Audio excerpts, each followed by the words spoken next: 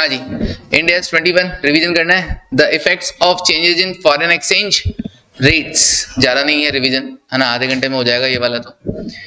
हाँ sir, time देख के आते हो आप उसे, हाँ कितने टाइम में पूरा करवाना है उस हिसाब से ही चलेंगे। इंडिया नहीं, ऐसा कुछ ना, मुझे आज आइडिया नहीं था, इतना टाइम हो गया। इंडिया 21 क्या नाम है, फटाफट बताना। Effect of changes in foreign exchange rates. तो फॉरेन एक्सचेंज रेट्स होती है, कौन सी होती है, क्या नाम प्रियांशी, फॉरेन एक्सचेंज रेट क्या होती है?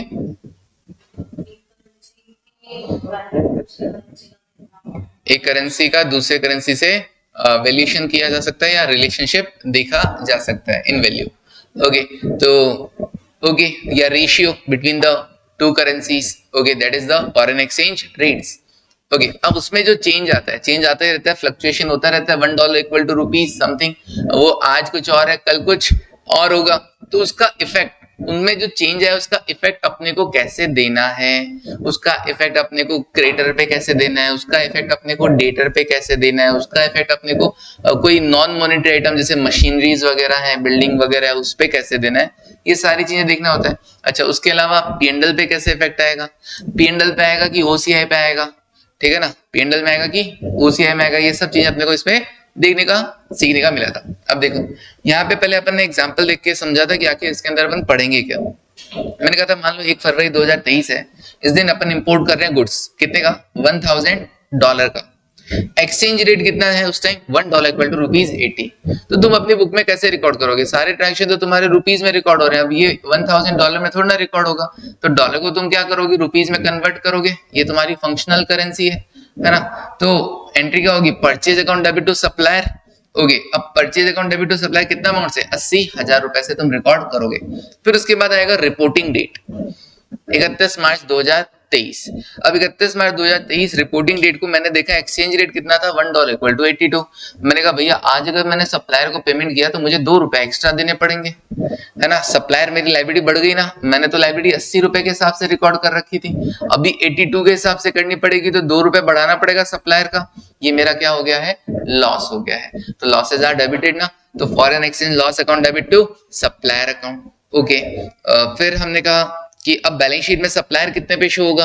तो देखो सप्लायर अगर एंट्री वाइज चलेंगे तो पहले 80,000 था और 2,000 और क्रेडिट हो गया, तो 82,000, 82,000 हो गया। और रूल भी ये कहता है कि जो आपके मॉनेटरी आइटम्स हैं, पढ़ा था अपन ने मॉनेटरी आइटम्स क्या होते हैं, जिनके रिगार्डिंग आपको पैसा जो देना है वो फिक्स्ड हो, पता हो कि भैया इतने रुपए देने हैं, तो पता है कि $1,000 देने हैं, या फिर जितना पैसा रिसीव होना है वो भी क्या हो, फिक्स्ड अमाउंट हो। तो $1,000 को देने हैं, फिक्स्ड है। तो ऐसे जो मॉनेटरी आइटम होते हैं उसको हमेशा हम किस रेट पे कन्वर्ट करते हैं, क्लोजिंग रेट पे कन्वर्ट करके शो करते हैं। क्लोजिंग रेट कितना था इस दिन, 82 रुपीज था। क्लोजिंग रेट मतलब रिपोर्टिंग डेट को जो रेट होगा एक्सचेंज रेट, वो क्लोजिंग रेट। तो $1,000 इंटू 82 ऐसे भी आ जाएगा, और वैसे एंट्री वाइज भी आ जाएगा। फिर आई सेटलमेंट डेट 1 मई 2023, अगला फाइनेंशियल ईयर। अगले फाइनेंशियल ईयर को हम इन सप्लायर को पेमेंट कर रहे हैं, मैंने उस दिन देखा $1.83 हो गया, ₹1 और बढ़ गया, अब ₹1 का और नुकसान हो गया, लायबिलिटी इंक्रीज हो गई। तो वही अगेन पहले एंट्री पास किया, foreign exchange loss account debit to supplier, और फिर सप्लायर को पेमेंट कर दो 83,000 का, डन। ओके, डन है सर। अब अपन क्या कर रहे हैं, मान लो एक मशीनरी खरीदे, एक और एग्जांपल लिया, मशीनरी खरीदा, वही $1,000 का, वही ₹80। तो इस बार परचेज अकाउंट डेबिट ना करके मशीनरी अकाउंट डेबिट होगा टू सप्लायर 80,000। रिपोर्टिंग डेट को 82 हो गया, तो अगेन क्या करना पड़ेगा, सप्लायर को तो रिवाइज करना पड़ेगा। Supplier is monetary item, closing rate पे वैल्यू होता है, तो क्लोजिंग रेट पे वैल्यू करने के लिए मुझे सप्लायर को यहाँ पे बढ़ाना पड़ रहा है। ओके, लायबिलिटी इंक्रीज करनी पड़ रही है, तो foreign exchange loss account debit to supplier. Okay sir, इसमें कोई दिक्कत नहीं है। लेकिन अब बैलेंस शीट कैसे शो होगा वो देखो। बैलेंस शीट में क्या होगा, सप्लायर 82,000, हाँ बिल्कुल सही है, लेकिन साथ ही साथ मशीनरी भी आएगी कि नहीं आएगी, बिल्कुल आएगी। मशीनरी कितने पे आएगी सर, हमने मशीनरी तो 80,000 में खरीदी थी, तो 80,000 में आएगी, लेस डेप्रिसिएशन अगर कुछ लग गया होगा, जितने टाइम आपने यूज किया उतने टाइम का डेप्रिसिएशन हटा दो, if cost model is followed. लेकिन कहा नहीं जी, हम तो रिवोल्यूशन मॉडल फॉलो कर रहे हैं, मशीनरी को भी रिवेल कर रहे हैं। $1,000 की मशीनरी थी ना, $1,100 हो गई, $1,100 हो गई। तो मैंने कहा अच्छा, फिर तो $100 बढ़ गए, $100 बढ़ गए। और एक्सचेंज रेट उस टाइम कितना था जब खरीदा था पहले, ₹80। $100 इंटू 80 कितना होता है, $100 इंटू 80 8,000। तो मशीनरी का रिवोल्यूशन किया और मशीनरी की वैल्यू बढ़ गई। तो मशीनरी अकाउंट डेबिट टू, अच्छा फर्स्ट टाइम रिवैल्यूएशन होता है तो रिवैल्यूएशन सरप्लस में जाता है, कौन सा इंड एस? अभी फिलहाल मशीनरी है तो 16, इंटेंजिबल एसेट के लिए आता तो 38, 36 बोला था ना, हाँ हर बार कंफ्यूज होता है ना।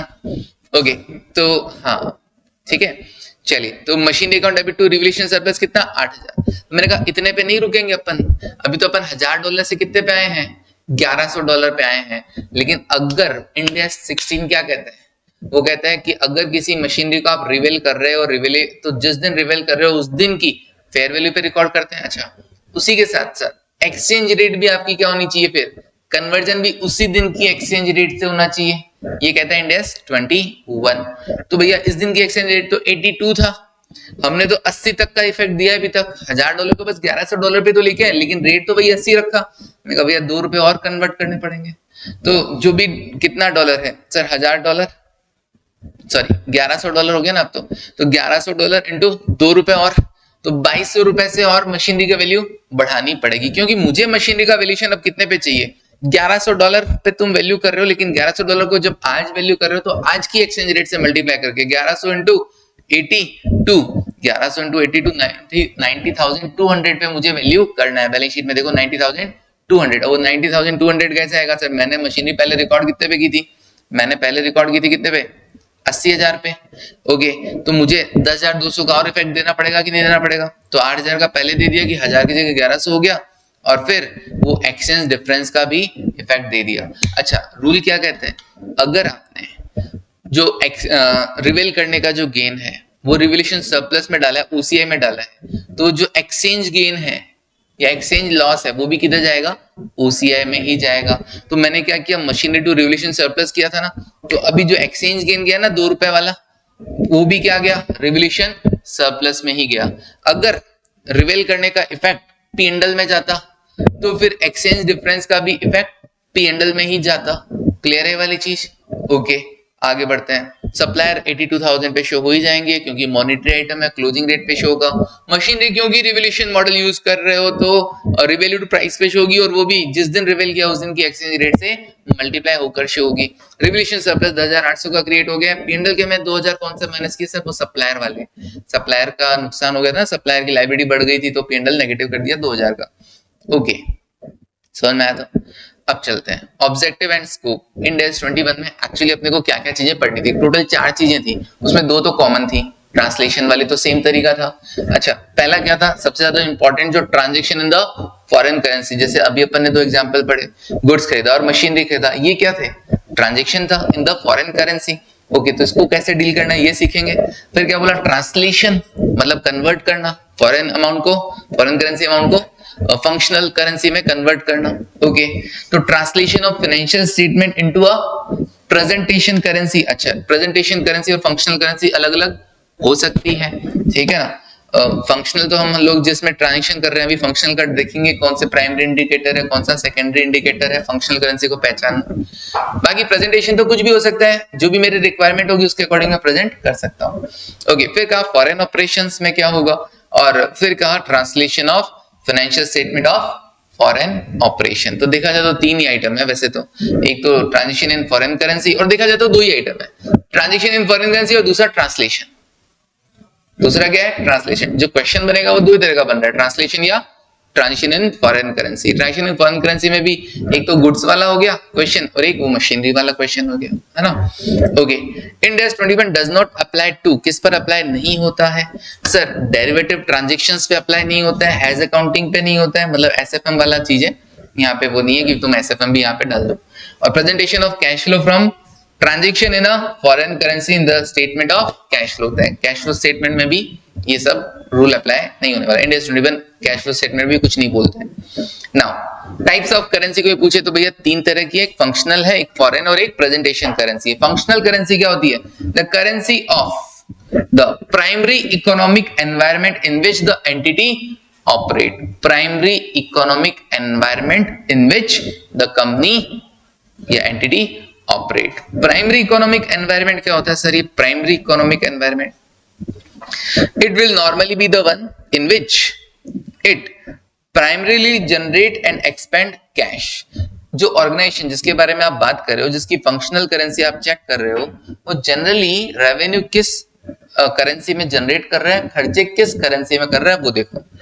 The functional currency is normally the currency of the country in which the entity is located. Generally तो यही होता है कि भाई जैसे कोई ऑर्गेनाइजेशन इंडिया में है, डीसीसी इंडिया में है, रुपीज में काम कर रहा है, रुपीज में तुम हमको पैसा देते हो, रुपीज में हम खर्चा करते हो, तो जनरली हमारी फंक्शनल करेंसी रुपीज ही होती है सबकी। It might however be a different currency, ये कभी कभार एक अलग करेंसी भी हो सकती है ना, वो एक अलग मैटर है। Okay, indicator of functional currency. Sir functional currency के इंडिकेटर क्या है? दो प्राइमरी इंडिकेटर्स क्या है? सेल प्राइसेस, कोई प्रोडक्ट मैं बेच रहा हूं, जैसे मैं अपनी क्लासेस लगाता हूं, क्लासेस है भाई 10,000 रुपए, 8,000 रुपए जो भी है, ठीक है ना, वो रुपीज में ही तो है, तो वो सेल प्राइसेस किस में डिनोमिनेट हो रहे हैं? रुपीज में डिनोमिनेट हो रहे हैं, बस। ओके, और सेटल मतलब पैसा भी आपसे उसी में ले रहा हूँ, ओके, मिल भी मुझे रेवेन्यू इसमें रहा है। Currency in which material, labour and other costs are denominated, ये जो खर्चे वर्चे हो रहे हैं ऑर्गेनाइजेशन को रन करने के, वो हम रुपीज में ही कर रहे हैं, तो ये है प्राइमरी इंडिकेटर, सेल वाला और कॉस्ट वाला। अच्छा, सेकेंडरी इंडिकेटर में क्या आ जाएगा? Currency in which fund are generated, मैं पैसा किधर से लेके आ रहा हूँ, मैं पैसा तो इंडिया से भी ले सकता हूँ, इंडिया के बाहर से भी ले सकता हूँ, ठीक है ना, तो मैं बाहर से ही पैसा लेता हूँ, मान लो सस्ता पड़ता है, पढ़ा था ना अपन, फॉरेन करेंसी के अंदर ही पैसा लेते हैं, कौन से इंडेक्स में पढ़ा था? सिर्फ बोरिंग कॉस्ट के अंदर ना, तो डेट और इक्विटी मेरा पैसा बाहर से आता है, सोर्स ऑफ फाइनेंस मेरा क्या है? बाहर से, बट ये सेकेंडरी इंडिकेटर है, प्राइमरी इंडिकेटर प्रिवेल करेगा ऑब्वियसली पहले तो सेकेंडरी इंडिकेटर से, ठीक है। फिर क्या कहा? Currency in which receipt from operating activities are usually retain पे फोकस किया, भाई आपसे पैसा तो ले लिया मैंने, वो पैसे को मैं अपने पास रिटेन किस फॉर्म में कर रहा हूँ, रुपीज में कर रहा हूँ या किसी और करेंसी में कर रहा हूँ, है ना, तो वो रिटेन वाला भी सेकेंडरी इंडिकेटर है। क्लियर है? जनरेट नहीं हो रहा है रेवेन्यू, जनरेट नहीं हो रहा है रेवेन्यू, रिटेन वाला बोल रहा है, रेवेन्यू जनरेट वाला प्राइमरी इंडिकेटर है, रेवेन्यू रिटेन वाला सेकेंडरी इंडिकेटर है। ओके सर, फंक्शनल करेंसी तो पता चल गया। ओके, अब बात करते हैं फॉरेन करेंसी। सर फंक्शनल के अलावा सारी क्या है? हमारी फॉरेन करेंसी है। प्रेजेंटेशन जिसमें हम अपने फाइनेंशियल स्टेटमेंट को प्रेजेंट कर रहे हैं, वो फंक्शनल भी हो सकती है और फंक्शनल के अलावा भी हो सकती है। Okay, for example loan taken, मेरे को मैंने बोला ना मेरे तो लोन ही मेरे को फॉरेन से लेना होता है, तो ऐसे केस में मुझे अपने फाइनेंशियल स्टेटमेंट किस में प्रेजेंट करने होंगे? उनकी करेंसी में प्रेजेंट करके देने होंगे। चलिए आगे बढ़ते हैं। When the above indicators are mixed, अगर प्राइमरी और सेकेंडरी इंडिकेटर मिक्स्ड हो, कुछ प्राइमरी हो कुछ सेकेंडरी हो, and the functional currency is not obvious, clear नहीं पता चल रहा हो, the management will be required to use the judgement to determine the functional currency. फिर आप अपना जजमेंट यूज करो। मैनेजमेंट हैज टू गिव, किसको प्रायोरिटी देना पड़ेगा भैया? To primary indicators before considering the other indicator. मतलब इन शॉर्ट क्या हो गया? प्राइमरी इंडिकेटर्स ज्यादा फोकस करना है, बस। फिर क्या कहा? अकाउंटिंग कैसे होगा सर फॉरेन करेंसी ट्रांजैक्शन का? तो पता है पहले फॉरेन करेंसी ट्रांजैक्शन होता क्या है? दैट इज डिनोमिनेटेड और requires settlement in foreign currency, that is denominated. या तो वो हुई किसमें? भाई आपने कहा कि $1,000 में रेट लग रही है, बाहर से सामान लेके आया, वो फॉरेन करेंसी में लिखा हुआ था, उस पर टैग प्राइस जो था वो फॉरेन अमाउंट में था। अब सेटलमेंट किस में हो रहा है?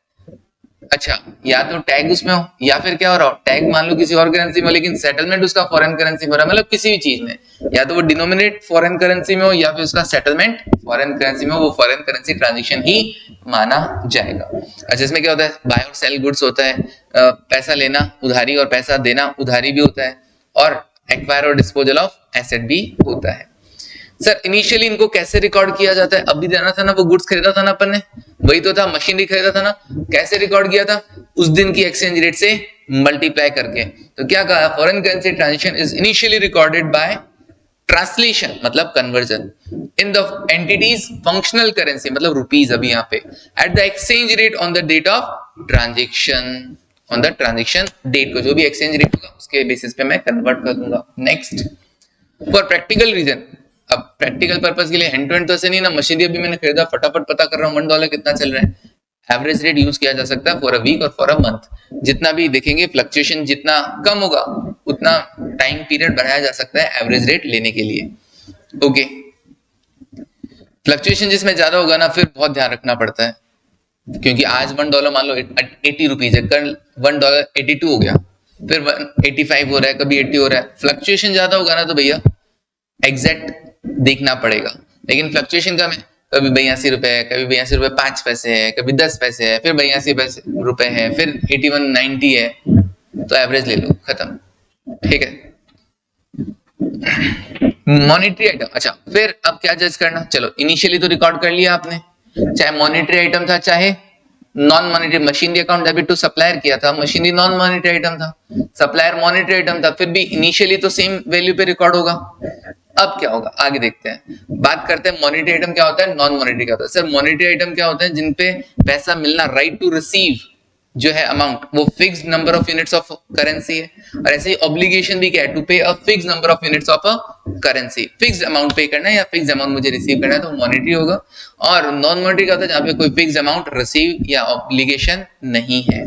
ओके, एग्जांपल दे दिया, debtor, creditor, loan, liability, loans and advances given, ये सब क्या है, मॉनिटरी आइटम। और स्पेशली आउटस्टैंडिंग एक्सपेंसेस क्या है, मॉनिटरी आइटम। फिक्स देना, इतना पैसा देना है। ओके, एक्रूड इनकम फिक्स देना, इतना पैसा मिलना है। ओके, ये मॉनिटरी है। लेकिन अभी दूसरी साइड चलते हैं, प्रीपेड एक्सपेंसेस। सर आउटस्टैंडिंग और एक्रूड अगर मॉनिटरी है तो प्रीपेड एक्सपेंसेस मॉनिटरी क्यों नहीं हुआ? अरे भैया मैंने प्रीपेड किया एक्सपेंसेस, पहले दे दिया, अब मुझे बदले में पैसा नहीं मिलना, मुझे सर्विसेज मिलनी है या गुड्स मिलने हैं, पैसा नहीं मिलना है ना, तो इसलिए ये नॉन मॉनिटरी आइटम हो गया। इनकम रिसीव्ड इन एडवांस, आपसे मुझे एडवांस में पैसा मिल गया, अब बदले में मुझे आपको सर्विसेज देनी है, पैसा नहीं देना है, तो राइट टू रिसीव और राइट टू पे क्या है, पैसा। ठीक है ना, in fix number of unit of currency. Okay, तो ये क्या लगेंगी भैया, नॉन मॉनिटरी एसेट, गुडविल है, इंटेंजिबल एसेट है, इन्वेंट्री है, पीपीई है, ये सब क्या है, इनको बेचने से कोई पैसा फिक्स नहीं मिलने वाला है भैया, किसी से कॉन्ट्रैक्ट नहीं हो रखा है, इन शॉर्ट। ठीक है ना, ओके भाई, फाइनेंशियल इंस्ट्रूमेंट वाली चीज है ना, फाइनेंशियल एसेट और financial liabilities. Okay, now subsequent recognition at the end of each reporting period. अब बात आती है कि सर हमने डिफाइन तो कर दिया मॉनिटरी और नॉन मॉनिटरी आइटम, इनकी जरूरत क्या थी? इनिशियली तो आपने दोनों को सेम लेवल पे रिकॉर्ड किया था, मैंने कहा जरूरत थी at the end. Monetary item को कैसे रिकॉर्ड किया जाएगा, क्लोजिंग रेट से मल्टीप्लाई करके, मतलब सप्लायर वगैरह जो थे, क्रेडिटर्स वगैरह, उसको तो अपन ने क्लोजिंग रेट से मल्टीप्लाई करके रिकॉर्ड करना था, किधर, बैलेंस शीट में, है ना। और नॉन मॉनिटरी आइटम पे डिपेंड करता है कि उसको आप कॉस्ट पे वैल्यू कर रहे हो या फेयर वैल्यू पे। कॉस्ट पे किया था तब तो अपन ने उसको कॉस्ट लेस डेप्रिसिएशन पे कर लिया था। अच्छा, और एक्सचेंज रेट कौन सा किया था, एक्सचेंज रेट, एक्सचेंज रेट वही वाला जिस पे उसको खरीदा गया था, तो at the date of the transaction. लेकिन अगर आप उसकी फेयर वैल्यू पे रिकॉर्ड करते हो, रिवोल्यूशन मॉडल यूज करते हो, तो मैंने क्या किया था, वो $1100 को 82 से मल्टीप्लाई किया था, तो translated at the exchange rate on the date fair value was determined. Okay, चलिए, तो इसलिए अपन ने पता किया मॉनिटरी और नॉन मॉनिटरी। फिर स्पेशल केस भी लिखा, उसमें भी कौन सा, नॉन मॉनिटरी आइटम के लिए इन्वेंट्री हो गया। इन्वेंट्री को जनरली किस पे वैल्यू करते हैं, कॉस्ट और एनआरवी व्हिचएवर इज लोअर। अच्छा, किसी एसेट को क्या subject to impairment loss, asset impairment loss भी देखा जाता है, तो उसका कैरिंग अमाउंट और रिकवरेबल अमाउंट कंपेयर किया जाता है, व्हिचएवर इज लोअर। तो ऐसे केस में अपने को क्या करना होगा, first convert into functional currency, जो भी अमाउंट है उस फॉरेन करेंसी अमाउंट को पहले क्या करना पड़ेगा, फंक्शनल करेंसी में कन्वर्ट करना पड़ेगा, और फिर देखना पड़ेगा दोनों वैल्यूज को कि व्हिचएवर इज लोअर। ओके, तो सर ऐसा क्यों करते हैं, देखो एनआरवी अगर तुम देखोगे ना, एनआरवी नेट रियलाइजेबल वैल्यू मतलब आज का प्राइस, और ऐसे ही तुम रिकवरेबल अमाउंट देखोगे तो भी आज का प्राइस, तो आज का प्राइस तो आज की एक्सचेंज रेट से मल्टीप्लाई होगा कि नहीं होगा, तो इसलिए क्या आएगा, फर्क आ जाता है। तो देखो अभी इसके लिए फिर अपन ने एक एग्जांपल भी देखा था,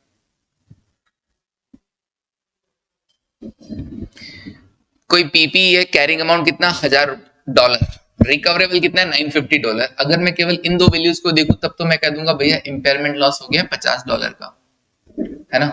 लेकिन एक्सचेंज रेट को भी देखो साथ ही, एक्सचेंज रेट क्या है, कहा कि भैया ऐसे नहीं देखना है, इनको पहले फंक्शनल करेंसी में कन्वर्ट करना। तो तुम अपनी कैरिंग अमाउंट जो देखोगे तो तुम क्या देखोगे, $1000 इंटू 80 रुपए देखोगे, क्योंकि तुमने रिकॉर्ड उसी दिन किया होगा, तो तुम्हारी बुक्स में कैरिंग अमाउंट कितना चल रहा होगा, 80,000।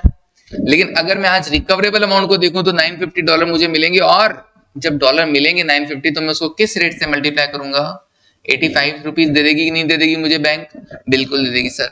तो 950 इंटू 85 कितना, 80,750। अब देखो कि इंपेयरमेंट लॉस है कि नहीं है, सर कैरिंग अमाउंट उसकी 80,000 है और फंक्शनल करेंसी में रिकवरेबल अमाउंट कितना है, 80,750। So there is no impairment loss to be recognised. समझा? Okay sir. फिर आया recognition of foreign exchange gain and losses. भाई अगर तुम मॉनेटरी आइटम को जो रिकॉर्ड कर रखा है उससे चेंज करोगे तो गेन और लॉस तो होगा।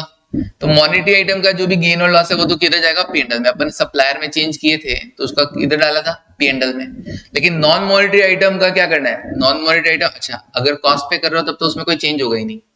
कॉस्ट पे अगर वैल्यू कर रहे हो तब तो उसमें कैरिंग अमाउंट में कोई चेंज होना ही नहीं है। लेकिन रिवेल अगर कर रहे हो measured at fair value, fair value पे अगर तुम कर रहे हो तो क्या करना होगा, अभी बात किया था ना, अगर रिवेल्यूशन करते हो और वो रिवेल्यूशन गेन का अमाउंट ओसीआई में जाता है तो एक्सचेंज गेन या लॉस भी ओसीआई में जाएगा, ठीक है ना। अच्छा रिवेल्यूशन करते और उसका रिवेल्यूशन लॉस हुआ मान लो फर्स्ट टाइम, वो पी&एल में गया तो उसका एक्सचेंज गेन और लॉस भी पी&एल में जाएगा। इसीलिए अपन 2 एंट्री पास करते हैं, वरना मैं चाहता तो उसको एक एंट्री में भी तो कर सकता था, लेकिन अपन ने 2 एंट्री पास किया। चाहते तो कर सकते थे ना, एक एंट्री में कर सकते थे, लेकिन अपन ने 2 एंट्री डिफाइन कर सके भैया आप रिवोल्यूशन सरप्लस में अगर डाल रहे हो तो रिवोल्यूशन सरप्लस में जाएगा। डन, ओके ये लिखा हुआ है यहाँ पे। Now next question, 30 January 2023 A limited purchase a machinery, कितने का, $5000 का, किससे, सप्लायर से, on the credit basis. Machinery non monetary item हो गया, supplier is a monetary item, but initially तो सेम वैल्यू पे रिकॉर्ड होगा। ओके एक्सचेंज रेट कितना था, $1 इक्वल टू 60, तो $5000 इंटू 60 कितना, 3 लाख, 3 लाख रुपए पे रिकॉर्ड हो जाएगा। Machine account debit to creditor. Okay creditor कौन से वाले, मशीनरी वाले, ठीक है ना। Okay being machinery purchased. फिर उसके बाद क्वेश्चन आगे बढ़ते हैं। एक्सचेंज रेट 31 मार्च को बता रखा है $1.65 हो गया। ओके एक्सचेंज रेट चेंज होते ही सप्लायर को तो क्लोजिंग रेट पे वैल्यू करना पड़ता है ना, तो सप्लायर की वैल्यू में तो चेंज आएगा ही आएगा। 60 रुपए देने थे, अभी 65 रुपए देना पड़ेगा, 5 रुपए पर डॉलर ज्यादा देना पड़ेगा। 5 रुपए पर डॉलर के हिसाब से कितना होता है, 25,000, 25,000 रुपए मुझे ज्यादा देना पड़ेगा, बिल्कुल देना पड़ेगा सर। तो ये मेरा लॉस हो गया, foreign exchange loss account debit to creditor, करूंगा कि नहीं करूंगा, करूंगा सर। तो ये एंट्री देखो मैंने कर दी होगी। फिर foreign exchange loss account debit to creditor 25,000, done. इस एक्सचेंज लॉस को किधर डालूंगा सर, मॉनेटरी आइटम पे कोई भी एक्सचेंज लॉस होता है या एक्सचेंज गेन होता है उसको पी&एल में डालना होता है, तो एट द एंड में क्या करूंगा, इसको अभी पी&एल में भी डाल दूंगा। लेकिन साथ ही साथ चेक करना है मशीनरी को कॉस्ट मॉडल फॉलो कर रहे हो या रिवोल्यूशन। कॉस्ट मॉडल कर रहे हो तब तो कोई चेंज करने की जरूरत नहीं है, यहाँ पे खत्म हो गया, फॉरेन एक्सचेंज लॉस को पी&एल में डाल के आ जाना। लेकिन अब आगे बढ़ते हैं question. Fair value of machinery determine on 31 मार्च 2023। ये लो जी मशीनरी की फेयर वैल्यू डिटरमाइन की गई है, इसका मतलब रिवेल करना पड़ेगा इसको, 5,500। ओके पेमेंट कब कर रहे हो सप्लायर को, 2024 में। पहले 2023 का मामला निपटा लेते हैं। मशीनरी को रिवेल किया तो $5,000 की जगह तुम 5,500 पे कर रहे हो, $500 का फायदा हो गया कि नहीं हो गया। $500 इंटू एक्सचेंज रेट कौन सा वाला, पहले वाले 60 रुपए, 500 इंटू 60 कितना होता है, 30,000। तो machine account debit to revolution surplus 30,000। अब क्योंकि तुमने रिवोल्यूशन गेन को रिवोल्यूशन सरप्लस में ट्रांसफर किया है तो उससे रिलेटेड जो भी एक्सचेंज गेन या लॉस होगा उसको भी रिवोल्यूशन सरप्लस से एडजस्ट करना होगा। ओके तो अभी अपन देखो कि भाई 5,000 से 5,500 पे तो आ गए, रेट भी बढ़ा ही है, रेट बढ़ा है तो अपने को फायदा हुआ है, मशीनरी की वैल्यू बढ़ा है, तो 5,500 इंटू हाँ $5,500 इंटू 5 रुपए, गेन कितना है, 5 रुपए का, तो 5,500 इंटू 5 कितना होता है, 27,500। Machine account debit to revolution surplus. Okay फिर उसके बाद जो फॉरेन एक्सचेंज लॉस था उसको कहाँ डाल दिया, पी&एल में ट्रांसफर कर दिया। तो मैंने बोला ही था कि एट द एंड वो हो ही जाएगा, समझ में आ गया यहाँ तक। फिर अपन ने जगह छोड़ी थी ना एक, किसके लिए छोड़ी थी सर, वो टैक्स के लिए छोड़ी थी आपने, तो लिखो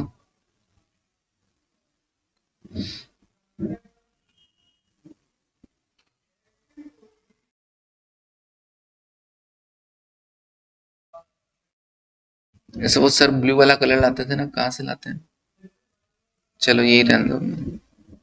हाँ 31 मार्च 2023। सर जगह क्यों छोड़ी थी, क्वेश्चन में एक लाइन मैंने दी ही नहीं थी इसलिए मैंने छोड़ दी थी। मैंने कहा पढ़ेंगे तब देखेंगे। टैक्स रेट कितना है, 30%। टैक्स रेट कितना है, 30%।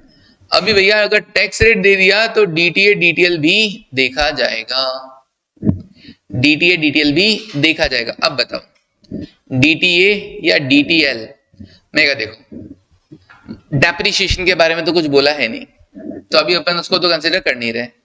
तो मशीनरी 3 लाख की थी, कैरिंग अमाउंट 3 लाख था स्टार्टिंग में, और टैक्स बेस भी 3 लाख की था।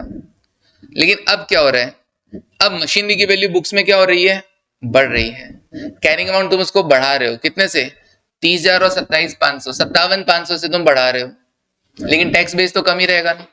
तो अब कैरिंग अमाउंट ज्यादा हो जाएगा टैक्स बेस से, एसेट का वैल्यू बढ़ जाएगा बुक्स में। एसेट बढ़ेगा तो सामने लाइबिलिटी भी बढ़ाना पड़ेगा ना, डीटीएल, ऐसा फालतू सा लॉजिक लगा के अपन ने याद कर रखा है कि एसेट बढ़ेगा तो लाइबिलिटी बढ़ेगा।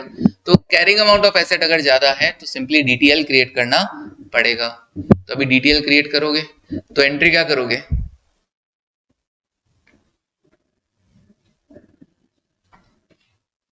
एंट्री क्या की जाएगी,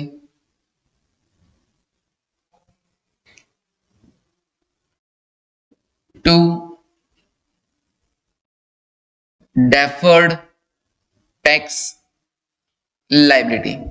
डेफर्ड टैक्स लाइबिलिटी को क्रेडिट कर दिया जाएगा कितना अमाउंट से,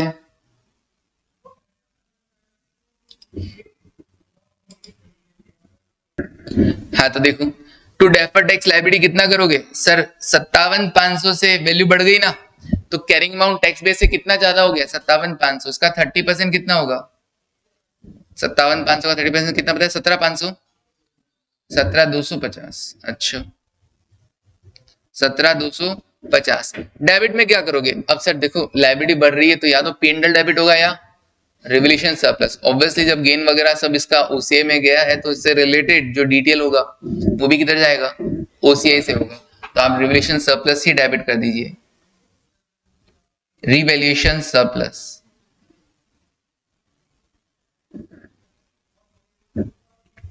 सर पहले आपने लिखवाया क्यों नहीं था, अरे उस टाइम तक अपन ने ये इंडियस पढ़ा ही नहीं था। तो revaluation surplus account debit to deferred tax liability, okay revaluation surplus के आगे आप ओसीआई लिख ही देंगे 17,250, done.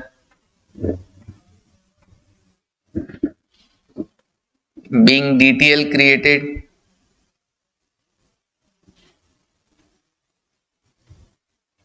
at the rate 10%, 30%, done. फिर क्या होगा सर, 31 मार्च 2023 का मामला तो हो गया, अब 31 मार्च 2024 में चलते हैं। पेमेंट टू सप्लायर डन और 31 मार्च 2024, अच्छा उस दिन पेमेंट भी हो गया, सेटलमेंट डेट भी वही है, रिपोर्टिंग डेट भी वही है। एक्सचेंज रेट इस दिन था 67, अच्छा 2 रुपए और बढ़ गए, 2 रुपए का और नुकसान हो गया, सप्लायर पे 2 रुपए का और नुकसान हो गया, वो बुक करना पड़ेगा एक तो, और दूसरा फेयर वैल्यू बता रहे अनचेंज्ड है, फेयर वैल्यू अनचेंज है मतलब अभी भी मशीनरी की फेयर वैल्यू कितनी है, $5,500 है, लेकिन एक्सचेंज गेन का तो इफेक्ट देना पड़ेगा ना। एक्सचेंज गेन तो हुआ है ना, 65 की जगह 67 हुआ है, तो मशीनरी की वैल्यू 2 रुपए से, मतलब पिछली बार भी 5,500 पे वैल्यू किया, इस बार भी 5,500 पे ही वैल्यू किया, तो 5,500 पे वैल्यू किया, तो इस दिन जिस दिन वैल्यू किया उस दिन एक्सचेंज रेट कितना है 67, पिछली बार तक तुमने 65 तक रिकॉर्ड कर रखा था, इस बार 67 पे रिकॉर्ड करोगे, 2 रुपए से मशीनरी की वैल्यू बढ़ानी है कि नहीं बढ़ानी है, तो 5,500 इंटू 2 रुपए से मशीनरी की वैल्यू बढ़ा देंगे, 11,000 से मशीनरी की वैल्यू बढ़ा दी जाएगी। और ऐसे ही सप्लायर की वैल्यू भी बढ़ा दी जाएगी ना। सप्लायर कितने थे सर, सप्लायर तो $5,000 के थे, है ना, $5,000 पे 2 रुपए और बढ़ा दोगे तो कितना हो जाएगा 10,000 रुपए। तो सर एक्सचेंज लॉस कितना होगा, foreign exchange loss to creditor, पहले तो क्रेडिटर की वैल्यू बढ़ाओगे, $5,000 के क्रेडिटर थे, पिछली बार 65 तक रिकॉर्ड हो चुके थे, इस बार 67 पे रिकॉर्ड करना है क्लोजिंग रेट पर, तो 2 रुपए सप्लायर और बढ़ाने हैं, तो मैंने 10,000 का लॉस बुक कर दिया। फिर सप्लायर को तुम पेमेंट कर रहे हो, तो machine creditor for machinery account debit to bank, कितना पेमेंट करोगे सर, $5,000 इंटू 67 के हिसाब से, और जब आप चेक करोगे ना क्रेडिटर का अकाउंट, तो बैलेंस भी उसका कितना आ रहा होगा, 3,35,000 ही आ रहा होगा। आ रहा होगा कि नहीं आ रहा होगा, बिल्कुल आ रहा होगा सर, जितना आपने क्रेडिट किया था ना, क्रेडिट स्टार्टिंग में क्रेडिट देखो 3 लाख से क्रेडिट हुए, फिर 25,000 से और हुए, 3,25,000 हो गया, फिर उसके बाद यहाँ पे और हो गए 10,000, 3,35,000 हो गया, बस तो पेमेंट हो गया, क्रेडिटर खत्म, अकाउंट खत्म। अब मशीनरी के बाद, क्योंकि मशीनरी को भी तुम रिवेल मॉडल पे शो कर रहे हो, तो जिस दिन रिवेल कर रहे हो उस दिन की एक्सचेंज रेट से मल्टीप्लाई करके रिकॉर्ड करना होता है, तो भैया 2 रुपए और बढ़ाने होंगे, तो machine account debit to revolution surplus 11,000, okay ये भी हो गया। अब सर ये एक्सचेंज गेन था ना, हाँ एक्सचेंज गेन था, आपने किधर डाला, ओसीआई में डाला, क्यों डाला, अरे इसके रिगार्डिंग जो रिवैल्यूएशन सरप्लस में तो डाला था, पहले रिवेल किया था तब, तो अभी गेन भी ओसीआई में ट्रांसफर किया। अब बनेगा क्या अगेन, डीटीएल, अगेन डीटीएल बनेगा, तो 31 March 2024, 31 March 2024 revaluation surplus account debit, क्योंकि तुमने एसेट की वैल्यू और बढ़ा दी है, revaluation surplus account OCI debit to क्या करें, डेफर्ड टैक्स लायबिलिटी।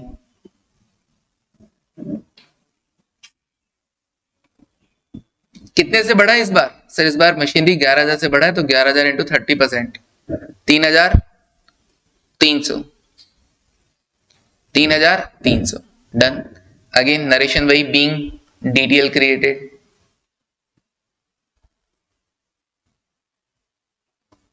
ठीक है ना, ऑन ओसीआई अमाउंट,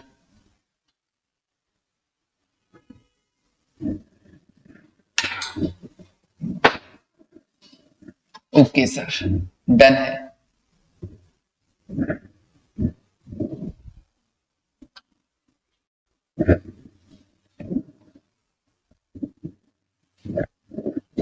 हो गया, बोला था एक दिन करवा देंगे, वो एक दिन आज था, ठीक है।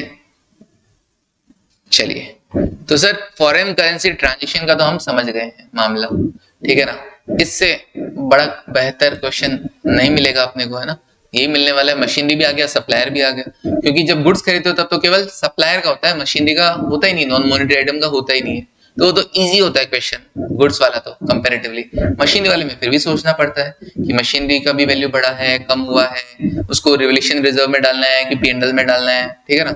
ओके चलो नेक्स्ट सर, ट्रांसलेशन में क्या बोला कि भाई किसमें, प्रेजेंटेशन करेंसी में, कहा कि वैसे तो हम फंक्शनल करेंसी में रिकॉर्ड करते हैं सारे ट्रांजैक्शन, लेकिन जब फाइनेंशियल स्टेटमेंट कभी अपने को बनाने होते हैं, सबमिट करने होते हैं कभी किसी किसी रीजन से फॉरेन करेंसी अमाउंट में, तो अपने को उसको ट्रांसलेशन करना पड़ता है। अच्छा, जैसे रीजन क्या हो सकते हैं, जैसे अपने को कोई फॉरेन बैंक से क्या करना हो, कोई लोन के लिए अप्लाई करना हो, या अपने फॉरेन पेरेंट कंपनी अपनी क्या हो, फॉरेन में हो, तो उसको अपने डेटा सबमिट करने हो, तो इस तरीके से, ठीक है ना, क्योंकि उसको भी तो वहां पे सीएफएस बनाना पड़ता होगा ना, तो अपने को अपने डेटा को उसकी करेंसी में कन्वर्ट करके भेजना पड़ता है। तो अब सर हम कन्वर्ट कैसे करेंगे, हमारे आइटम्स को, हमारी एसेट्स को, हमारी लाइबिलिटीज को हम कन्वर्ट कैसे करेंगे, तो जितनी भी एसेट्स है, जितनी भी लाइबिलिटीज है, ये ना सोचते हुए कि वो मॉनेटरी आइटम है कि नॉन मॉनेटरी आइटम है, सबको क्लोजिंग रेट से मल्टीप्लाई करके कन्वर्ट कर देना, सर खत्म। फिर तो मैंने कहा नहीं, कुछ स्पेशल आइटम देखो, करंट ईयर का प्रॉफिट और लॉस किससे होगा, एवरेज रेट से। करंट ईयर का प्रॉफिट लॉस मतलब करंट ईयर की इनकम और एक्सपेंसेस, तो इनकम और एक्सपेंसेस तो पूरे साल भर हुए हैं ना, तो उसको एवरेज रेट से आप क्या करोगे, मल्टीप्लाई करके कन्वर्ट करके दोगे। इक्विटी कैपिटल के लिए भी स्पेशल बोला, या तो क्वेश्चन वाला लिख के देगा तुमको इक्विटी कैपिटल का कितना अमाउंट है, मतलब तुम्हारा अमाउंट ऑलरेडी कन्वर्टेड अमाउंट तुमको गिवन होगा, या फिर तुम क्या कर लेना, अदरवाइज कौन सी रेट से, हिस्टोरिकल रेट से। सेम यही चीज अदर इक्विटी में ओपनिंग बैलेंस पे भी लगानी, या तो कन्वर्टेड अमाउंट दिया हुआ होगा, या फिर किससे, हिस्टोरिकल कॉस्ट के रेट से, हिस्टोरिकल रेट से, है ना। ओके, ड्यूरिंग द ईयर कोई अदर इक्विटी इंक्रीज हुआ, other equity during the year मतलब प्रॉफिट ड्यूरिंग द ईयर ना, प्रॉफिट ड्यूरिंग द ईयर के लिए कौन सा लगा रहे थे, एवरेज रेट, बस। तो डन है। और सर कोई भी एक्सचेंज गेन या लॉस होगा ट्रांसलेशन करने पर, उसे किधर ट्रांसफर कर दिया जाएगा, FCTR, foreign currency translation reserve में ट्रांसफर कर दिया जाएगा, और किधर रखा जाएगा, ओसीआई में रखा जाएगा, ठीक है सर डन।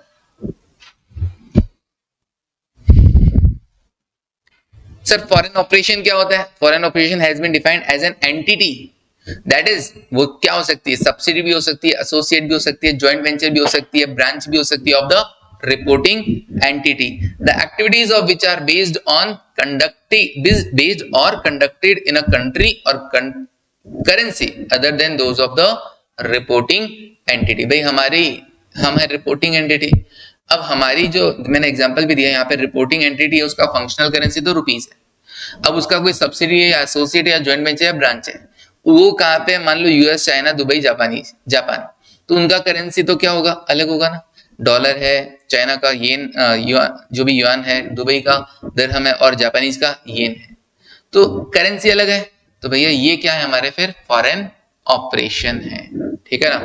क्या बोला, कंडक्टेड बेस्ड और कंडक्टेड इन अ कंट्री और currency other than the reporting country, है ना। तो करंट कंट्री भी और करेंसी कुछ भी हो सकता है। फॉरेन का तो भैया वो हमारा क्या है, फॉरेन ऑपरेशन है सर। अगर हाँ, अब if functional currency of foreign operation, अगर हमारे जैसा ये सेम है, यहाँ भी रुपी चलता है वहां भी रुपी ही चलता है, कोई टेंशन नहीं। मतलब फिर सर वो फॉरेन ऑपरेशन कैसे हुआ, बोला ना अदर कंट्री में होते वो फॉरेन ऑपरेशन हो जाएगा, लेकिन हमारा उसका क्या है ना, करेंसी सेम है तो कोई दिक्कत नहीं है, फिर कोई ट्रांसलेट करने की जरूरत नहीं है। लेकिन अलग हुआ पेरेंट कंपनी से तो ट्रांसलेशन क्या है, जरूरी होगा ना। ट्रांसलेशन कैसे करेंगे सर, वैसे ही जैसे आप अभी प्रेजेंटेशन करेंसी में ट्रांसलेशन सीख के आए थे, वैसे ही एसेट और लायबिलिटी आंख बंद करके क्लोजिंग रेट पे, ठीक है ना। इक्विटी और अदर इक्विटी का रूल अलग है, और प्रॉफिट का एवरेज रेट पे, ओके। फिर अपन एक क्वेश्चन किया था, Infotech Global Limited has a functional currency of USD, US dollar, okay, and needs to translate it financial statement into the functional and presentation currency किसमें, इन्फोटेक इनकॉर्पोरेशन एल डॉलर में आपको convert करना था। तो बस PP है receivable से, इसको तो किस रेट पे मल्टीप्लाई कर दोगे, पीपी है रिसीवेबल से, एसेट है हमारी, अकाउंट पेबल है, एक्रूड लायबिलिटीज है, ये सब क्लोजिंग रेट पे मल्टीप्लाई हो जाएगा। तो चार आइटम क्लोजिंग रेट कितना है 1.13, इससे मल्टीप्लाई हो जाएगा। अच्छा, और अगर इश्यूड कैपिटल और opening retain earning already converted amount दे रखा है ना एल डॉलर के अंदर, तो ठीक है। वरना हम हिस्ट्रिकल रेट पे, हिस्ट्रिकल रेट कितना है नीचे, कुछ दे नहीं रखा है सर, ओपनिंग रेट दे रखा है बस, ओके। कन्वर्टेड अमाउंट दे रखा है ना, टेंशन नहीं। प्रॉफिट फॉर द ईयर कैसे होगा sir, profit for the year average rate से होगा। एवरेज कैसे आएगा सर, दे रखा है एवरेज भी हमें दे रखा है 1.175, डन। तो प्रॉफिट फॉर द ईयर को 1.175 से मल्टीप्लाई करके ट्रांसलेट कर देंगे। अब एसेट्स वाली एसेट्स में लिख देंगे, लायबिलिटीज वाले सारे आइटम लायबिलिटीज में लिख देंगे, और फिर देखेंगे डिफरेंस किधर आ रहा है, एसेट की साइड कम पड़ रहा है कि लायबिलिटी साइड कम पड़ रहा है। अपने लायबिलिटी साइड कम पड़ रहा था तो अपन ने लिख दिया था FCTR, foreign currency translation reserve. अगर एसेट साइड कम पड़ता तो लिख देते क्या, foreign currency translation adjustment account, ठीक है ना, foreign currency translation adjustment account. Reserve word use नहीं कर सकते ना फिर, ओके। तो एडजस्टमेंट अकाउंट डन है क्या, चलिए क्या टाइमिंग है ना, 1 मिनट पहले ही, ओके। तो ये था अपना इंडेस कौन सा 21, रिकॉल हो गया सारा का सारा। अब इसके रिगार्डिंग कल क्वेश्चंस देख लेंगे। क्वेश्चंस भी ऐसा कोई ज्यादा नहीं है, एग्जाम पॉइंट ऑफ व्यू से भी कोई ज्यादा इंपॉर्टेंट नहीं होता है। जो है वो ये मशीनरी वाला एग्जाम्पल है या ट्रांसलेशन वाला एग्जाम्पल है जो मैंने अपने नोट्स में दे भी दिया है, ठीक है। चलो ओके, हाँ जी देखिएगा, इंडेस 21 क्वेश्चंस एंड आंसर्स। देखो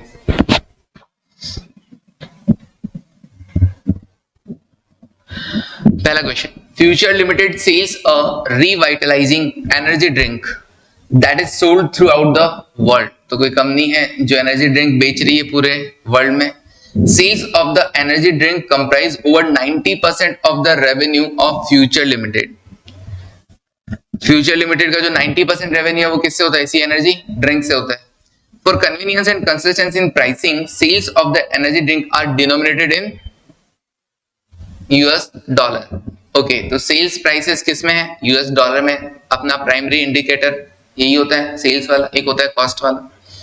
all financing activities of Future Limited are in its local currency L dollar. Sir ये सेकेंडरी इंडिकेटर होता है कि आप पैसा किधर से रेज कर रहे हो। Although the company hold the some USD cash reserve, okay, आपके पास रिटेन किस में रहेगा, आपके प्रॉफिट्स, ये भी आपका सेकेंडरी होता है। हाँ, लेकिन ये क्या बोल रहा है, ये यूएस डॉलर बोल रहे हैं। Almost all of the cost incurred are denominated in L dollar.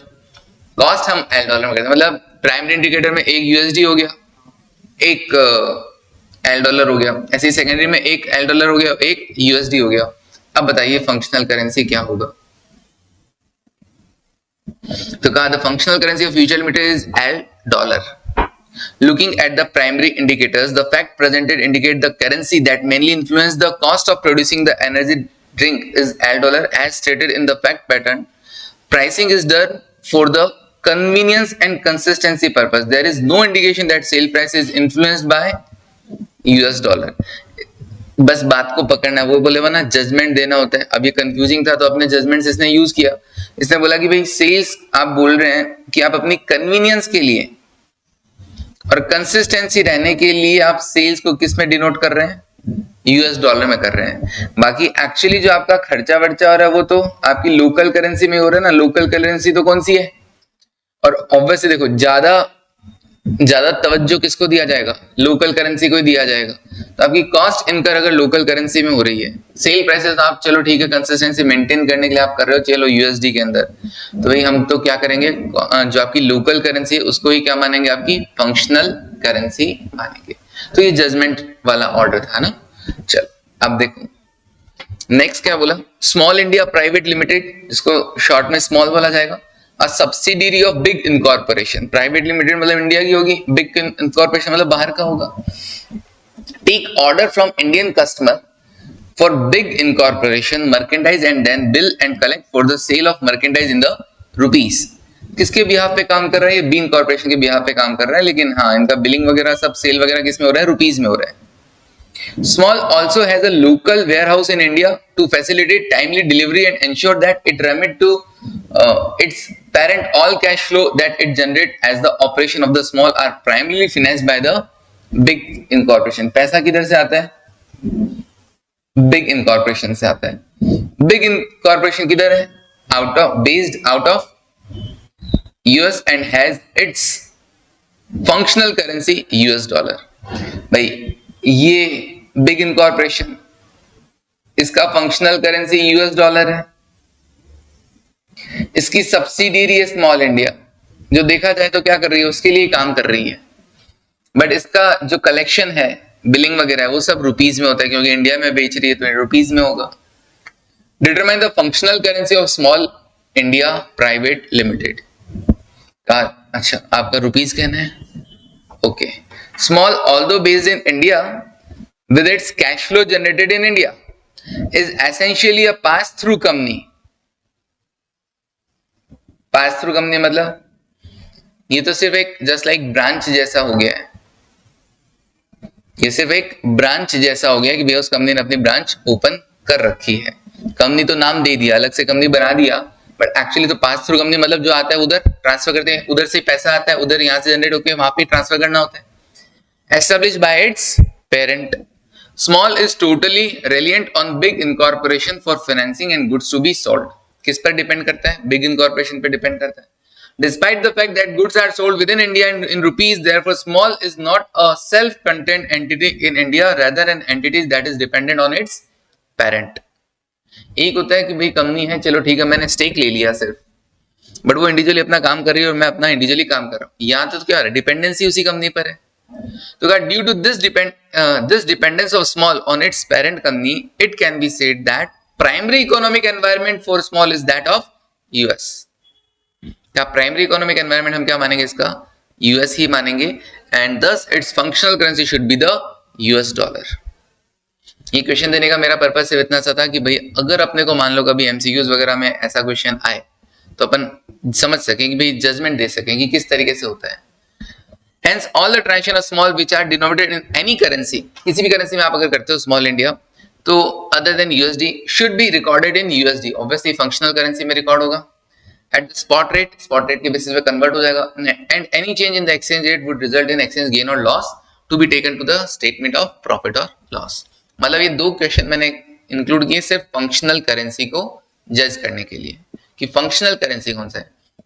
इसमें लग रहा था कि यार सेल्स वगैरह सब किस में हो रहा है? इंडिया में हो रहा है, तो इंडिया ही मानेंगे क्योंकि वो तो सेकेंडरी मैटर है, फाइनेंस वाला तो सेकेंडरी इंडिकेटर था। बट उन्होंने बोल दिया कि ये तो सिर्फ एक डिपेंडेंट कंपनी है, इसका कोई अपना तो कोई एग्जिस्टेंस है ही नहीं, देखा जाए तो सारा डिपेंडेंट ही उसी पर, वहीं से पैसा आता है, वहीं को सेल वगैरह पैसा करके भेज देते हैं। तो बस इसलिए जस्ट लाइक अ ब्रांच, इसका भी प्राइमरी इकोनॉमिक एनवायरनमेंट क्या रहेगा? यूएस डॉलर रहेगा। ओके, इसका आपने बता ही दिया था। इसमें कंफ्यूजिंग क्या था? सेल्स अदर में हो रहा था, बट उसने कहा कि ड्यू टू कन्वीनियंस ये सेल्स इसमें हो रहा है, अदरवाइज कॉस्ट तो किसमें हो रहा है? लोकल डॉलर में हो रहा है, एल डॉलर। ठीक है, नेक्स्ट देखो, नेक्स्ट क्वेश्चन, क्वेश्चन नंबर 3 क्या कह रहा है आपसे? M Limited is engaged in the business of manufacturing of bottle for pharmaceutical companies। कोई M Limited है जो बॉटल प्रिपेयर कर रही है फार्मास्यूटिकल कंपनीज के लिए, फार्मा कंपनीज के लिए। एंड नॉन फार्मा कंपनीज के लिए भी। Okay, it has a wholly owned subsidiary G Limited which is engaged in the business of pharmaceuticals. Okay, इसकी सब्सिडियरी भी है G limited. G Limited purchase करता है जितने भी bottle from its parent company. Okay, purchase कर रहा है, जितनी का नहीं बोला, परचेज कर रहा है अपनी बॉटल किससे, अपनी पेरेंट कंपनी से। The demand of G Limited is very high and hence to cater to its shortfall, जो कमी रह जाती है, डिमांड ज्यादा है, कमी जो रह जाती है वो जी लिमिटेड क्या कर लेता है, also purchase the bottle from the other companies. तो ऐसा नहीं कि केवल पेरेंट से ही है, बाकी कंपनी से भी खरीदते हैं। Purchase are made at the competitive prices, जो भी प्राइस होगा उस बेसिस पे वो खरीद लेता है। एम लिमिटेड सोल्ड, अब एम लिमिटेड क्या कर रहा है, बेच रहा है किसको, बॉटल किसको, जी को, जी लिमिटेड को, कितने में, for euro 12 lakh on 1 Feb 2021 sell कर रहा है। तो एम लिमिटेड के लिए सेल्स है और जी लिमिटेड के लिए परचेज है। परचेज सेल की एंट्री तो आती है ना अपने को। Okay, the cost of these bottle was 830 lakh in the books of M limited. Okay, M limited की यहाँ पे कॉस्टिंग थी उसकी 830 at the time of sale. At year end 31 March 2021 all these bottles were lying as closing stock and payable with the G Limited। G Limited के पास अभी भी वो stock में पड़ी थी, मतलब आगे उसका उसने यूज नहीं किया है, और पेबल अभी भी एग्जिस्ट कर रहा है। पेबल मतलब एम लिमिटेड को पैसा देना है ना, तो जी लिमिटेड की बुक्स में अभी भी पेबल भी शो हो रहा है, और पेबल अपने को पता है किस पे, क्लोजिंग रेट पे शो होता है, नहीं होता है। Okay, euro is the functional currency of G limited. G limited की जो फंक्शनल करेंसी है वो यूरो है, मतलब जी लिमिटेड जो रिकॉर्डिंग करेगा अपनी बुक्स में वो यूरो में करेगा, और एम लिमिटेड किस में करेगा, Indian rupee. Okay, following additional information is available, exchange rate को 1 फरवरी को भी दे रखा और 31 मार्च को भी दे रखा। 1 फरवरी को क्यों, क्योंकि ट्रांजेक्शन उसी दिन हुआ था, और 31 मार्च इसलिए क्योंकि वो रिपोर्टिंग डेट है। Provide the accounting treatment for the above in the books of M limited and G limited. Also show its impact on consolidated financial statement, support your, अच्छा इसका इंपैक्ट सीएफएस पे भी बताना है, जो कि चैप्टर, हाँ तुमको आता है। Support your answer by journal entry whenever necessary in the books of the M limited. तो अकाउंटिंग ट्रीटमेंट बताना है, बता देंगे सर, ठीक है ना। Support your answer by journal entry, इसका मतलब जर्नल एंट्री मेन आंसर नहीं है, मेन आंसर है उसको बारे में लिखना कि आप कैसे रिकॉर्ड कर रहे हो, और सपोर्ट करना उसको जर्नल एंट्री के साथ। तो क्या करोगे, पहले अगर बात करते हो एम लिमिटेड में, जिसकी होम करेंसी क्या है, functional currency Indian rupee, M limited ने बेचा है ना, तो जी लिमिटेड टू सेल्स पहली एंट्री होगी। अच्छा, किस रेट पर होगी, रुपीज में रिकॉर्ड करेगा ना वो, तो रुपीज में तो 12 लाख तो यूरो है, उसको किस में कन्वर्ट करके देखेगा, उस दिन की एक्सचेंज रेट से 83 से। ओके, फिर क्या करेगा, बैलेंस शीट की डेट को क्या करना पड़ेगा, अभी तक रिसीव थोड़ा ना हुआ है, तो जी लिमिटेड क्या है, उसका रिसीवेबल है।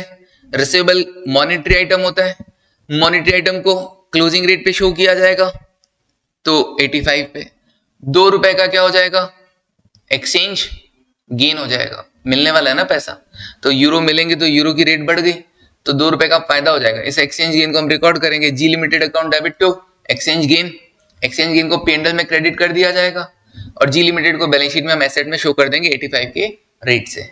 यही हुआ। ओके, जरा देखते हैं अकाउंटिंग क्या लिखा, पहले लाइन लिखना ना ऐसे में, M limited will recognise sales, कितने पे सेल्स रिकॉर्ड करेगा, 12 लाख इंटू 83। अब बताना उसका प्रॉफिट कितना था, क्योंकि उसकी कॉस्ट भी दे रखी थी, तो प्रॉफिट कितना था उसका 166 लाख का।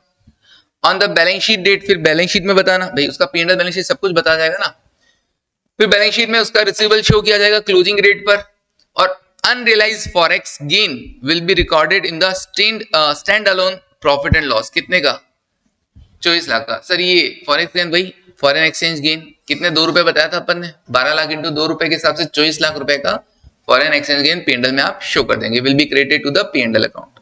स्टैंड अलोन क्यों बोला, क्योंकि सीएफएस भी बनाना है, तो उसने अलग से बोलिए भी stand alone, separate financial statement में। ओके, अब सपोर्टेड बाय एंट्रीज, तो एंट्रीज कर दी भैया, सेल्स रिकॉर्ड हो गई, गेन रिकॉर्ड हो गया। ओके, अब अकाउंटिंग किस में आ गई, जी लिमिटेड में। जी लिमिटेड क्या करेगा, सर जी लिमिटेड के लिए परचेजेज है, तो अच्छा उसकी फंक्शनल करेंसी क्या है, यूरो, तो वो ट्रांजेक्शन को यूरो में रिकॉर्ड करेगा। तो G limited will recognise purchase for 12 lakh euro which also be its closing stock at the year end. Closing stock भी इसका यही रहेगा 12 लाख, इसकी बुक्स में तो 12 लाख इशू होगा। ओके, तो purchase account debit to M limited, ठीक है जी। और क्योंकि इसकी लाइबिलिटी है, अच्छा अब यूरो है, ट्रांजेक्शन यूरो में हुआ था तो इसको कन्वर्ट करने की जरूरत नहीं पड़ी, है ना। सीएफएस में क्या करेगा, अब सर सीएफएस जब बनाएगा तब क्या होगा, अगर तुमको नहीं भी आता सुन लो, है ना, इतना मुश्किल नहीं है, तुम्हारे से रिलेवेंट ही है, आज तक जो चीजें पढ़ी ना उससे रिलेवेंट है कहीं ना कहीं।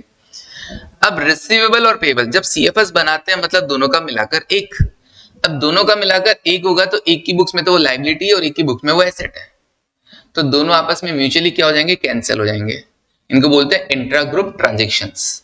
तो वो क्या हो जाएगा, मैं तेरा डेटर तू मेरा क्रेडिटर, बैलेंस शीट कहती ना ना ना ना, सीखा है अपन ने ऐसा, ठीक है ना। तो क्या होगा, अपनी अपनी अपनी बुक्स में तो ठीक है, तू मेरा डेटर मैं तेरा क्रेडिटर चल रहा है, लेकिन जब दोनों का एक बना लेंगे तो आमने सामने आ जाएगा एसेट और, है ना, तू ही मेरा डेटर मैं ही तेरा क्रेडिटर वाली बात हो गई।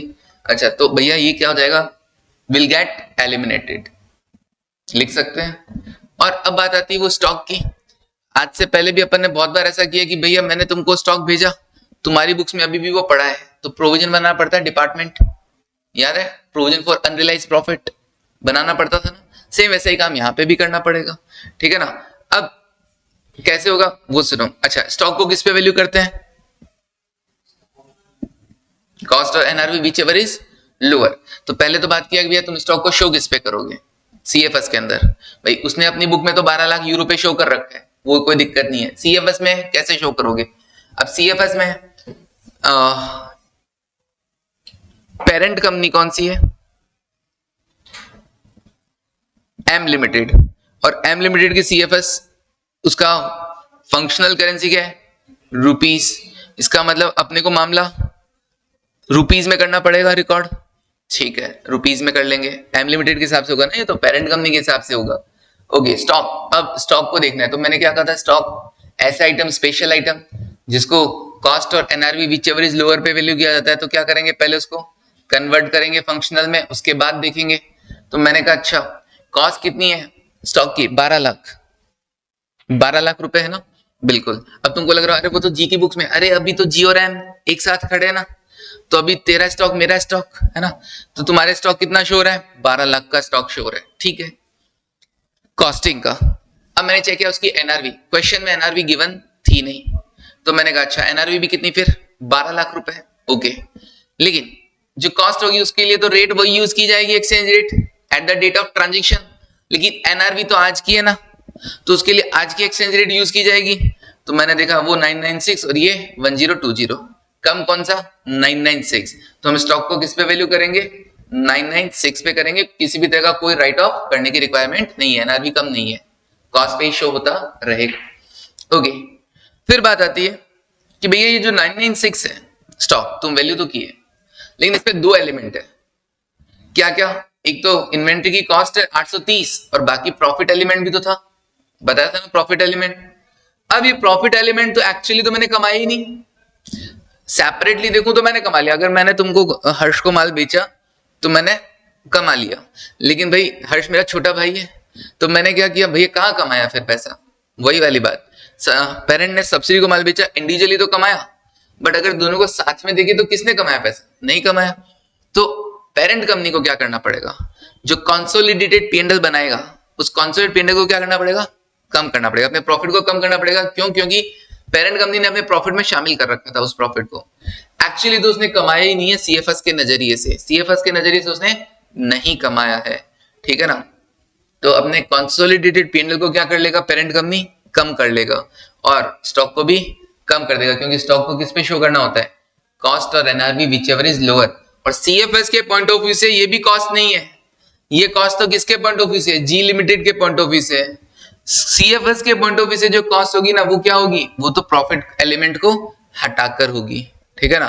तो प्रॉफिट एलिमेंट को अपन हटा देंगे, स्टॉक की वैल्यू को क्या कर देंगे, कम कर देंगे, क्लियर है वाली चीज, समझ में आया, कर पाएंगे ना पक्का इजीली। चलो बढ़े अगले क्वेश्चन की तरफ। देखो एक छोटा सा क्वेश्चन है यहाँ पर, parent P acquired 90% of subsidiary S some years ago. कुछ साल पहले इसने कंट्रोल एक्वायर किया था 90%, मतलब 10% NCI हो गया. P now sell its entire investment in S for 1500. पूरा का पूरा इन्वेस्टमेंट बेच रहे हैं. पूरा का पूरा इन्वेस्टमेंट बेचते हैं तो जितना पैसा आएगा बैंक अकाउंट डेबिट होता है कि नहीं होता है? बिल्कुल होता है. बैंक अकाउंट डेबिट, अगर पैसा आता है तो, और कुछ मिलेगा तो वो. अच्छा, अब एनसीआई नहीं रहेगा. एनसीआई नहीं रहेगा भाई, कंट्रोल हटा रहे हैं तो क्या एनसीआई? एनसीआई नहीं रहेगा. और क्या होगा सर? जो एसेट्स रिकॉर्ड कर रखी थी हमने अपनी बुक्स में सीएफएस में, एसेट्स और लायबिलिटीज, वो भी नहीं आएंगी. तो एसेट्स और लायबिलिटीज अलग अलग हो तो वैसे ठीक है, वरना नेट एसेट, ठीक है, लायबिलिटीज डेबिट और एसेट क्रेडिट हो जाएगा. Okay, to net asset. Difference के लिए देखा जाएगा, ठीक है, प्रॉफिट और लॉस, है ना. अब क्या होगा, कितने में बेचा? 1500 में. नेट एसेट कितनी थी एस लिमिटेड की? 1000. हम तो 100% पे रिकॉर्ड करते हैं ना, कंट्रोल भले ही 90% हो, हम तो 100% पे रिकॉर्ड करते हैं. तो बेचा 1500 में. नेट एसेट कितना? 1000 लाख. ओके, एनसीए कितने? 100. तो एनसीए को डेबिट कर देंगे, क्योंकि जब किसी को हटाना होता है तो कैरिंग अमाउंट पे हटाते हैं, उसमें कोई टेंशन नहीं है. ओके, फिर क्या कहा? Cumulative exchange difference that have arisen during P's ownership are gain of rupees 200 lakh. Okay, कोई एक्सचेंज डिफरेंस भी था बुक्स में जब पी ऑनर था उस केस में, resulting in P's foreign currency translation reserve in respect of S having a credit balance. Okay, तो P के बुक्स में कोई फॉरेन करेंसी ट्रांसलेशन रिजर्व चल रहा था, किसके एस्पेक्ट में? एस के एस्पेक्ट में चल रहा था, जिसमें अपना हिस्सा कितना है? 180 है, और एनसीए का हिस्सा कितना था? 20 था. ओके, बट अपनी बुक्स में तो कितना रिकॉर्ड हो रखा होगा? 180 रिकॉर्ड हो रखा होगा. उसको भी हटाना है. अब उसको हटाओगे तो क्या करोगे? रिजर्व को क्या किया जाएगा? डेबिट किया जाएगा, तभी हटेगा. ओके, तो foreign currency translation reserve account debit 180. Okay, बस अब डिफरेंस देखो, 1500, 1600, 1780. 1780 में से 1000 हटा देंगे तो 780 क्या हो गया आपका? Gain on disposal. Other equity में ट्रांसफर कर देना.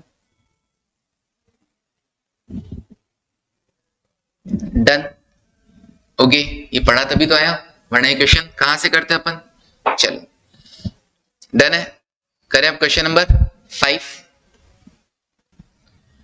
हाँ जी, देखिएगा question number 5. On 1st January 2022, P Limited purchased a machinery for $2 lakh. Easy question है ये वाला. The functional currency of P Limited is rupees. तो ऑब्वियसली मैं डॉलर में रिकॉर्ड नहीं करूंगा, रुपीज में रिकॉर्ड करूंगा. At that date exchange rate 68, तो 2 लाख को 68 से मल्टीप्लाई करके रिकॉर्ड कर लूंगा ना. तो कहा आंसर में, as per Ind AS 21 the effects of changes in foreign exchange rates the assets and liabilities would initially be recorded at the rate of exchange in force at the date of transaction, that is on 1st January 2022. Therefore, the amount initially recognized would be 1,36 lakh. Okay, P Limited is not required to pay for this purpose until 30th June. 30 जून तक इसको पे नहीं करना. मतलब ये भैया reporting date और settlement date वाला क्वेश्चन हो गया. Rupee strengthened against the dollar in the 3 months following purchase and by 31st March exchange rate क्या हो गया? 65 हो गया. भैया मेरी लाइबिलिटी थी, है ना, अब लाइबिलिटी थी 68 की 65 हो गई है, तो फायदा हो गया कि नहीं हो गया? फायदा हो गया. ओके, तो liability is a monetary item, so it is translated using the rate of exchange in force at 31st March closing rate. आप बोल सकते हो क्लोजिंग रेट. ओके, ये लैंग्वेज याद करना पड़ेगा ना, ठीक है ना. Okay, so this item will be translated into the functional currency using the closing rate. ये टर्म्स लिख के आओगे, नहीं लिख के आओगे तो मजा आएगा सामने वाले को. This make the closing liability कितने पे? 2 लाख डॉलर को मल्टीप्लाई किससे? 65 से. ये अपना लाइबिलिटी होगा, और उससे क्या होगा? गेन अराइज होगा 6 लाख रुपए का. Should be recognise in the statement of P&L. P&L account नहीं लिख के क्या लिखना होता है? Statement of P&L. Upon P&L account बोल देते हैं, बट यूज क्या करना है? Statement of P&L. Okay, heading यही होता है ना, statement of P&L. P&L account नहीं बनता, वो तो अपने पहले बना करते थे सोल प्रोप्राइटरशिप फर्म वगैरह के अंदर वगैरह. ओके फिर क्या कहा, CFO of P limited feel that these exchange fluctuation would not affect the financial statement because P limited has an asset and liability denominated in the rupees. ये उनका मानना है कि भैया ये फ्लक्चुएशन नहीं करेगा वगैरह, which was initially the same amount. He also feel that P limited depreciate the machine hour 4 years so the future year and amount won't be the same. वो बोल रहे हैं सेम अमाउंट होगा नहीं वगैरह वगैरह, करने की कोई जरूरत नहीं है भैया, करने की कैसे जरूरत नहीं है। Okay impact of this transaction बताना आपको तो बता देंगे। मशीनरी का क्या है sir, machinery is a non monetary asset, ठीक है ना। क्वेश्चन वाला कुछ बोल नहीं रहा है रिवेल करने का, इसका मतलब कॉस्ट मॉडल यूज कर रहे हैं। Okay at its historical cost therefore it continue to be translated using the rate, कौन सा, वही डेट ऑफ ट्रांजैक्शन वाला ही, उसी पे रिकॉर्ड होता रहेगा। कितना, 1,36,00,000 पे मशीनरी चलता रहेगा। हाँ लेकिन डेप्रिसिएशन लगेगा ना। डेप्रिसिएशन कितने टाइम के लिए लगेगा सर, डेप्रिसिएशन के लिए कुछ बोला है क्या, कितने साल की है एसेट। हाँ यहाँ पे बोला था ना ओवर द 4 इयर्स, तो 4 सालों में होगा। लेकिन ऐसा नहीं कि 1,36,00,000 डिवाइड बाय 4 कर दोगे, 4 करने से तो क्या आएगा कि पूरे साल भर का आएगा।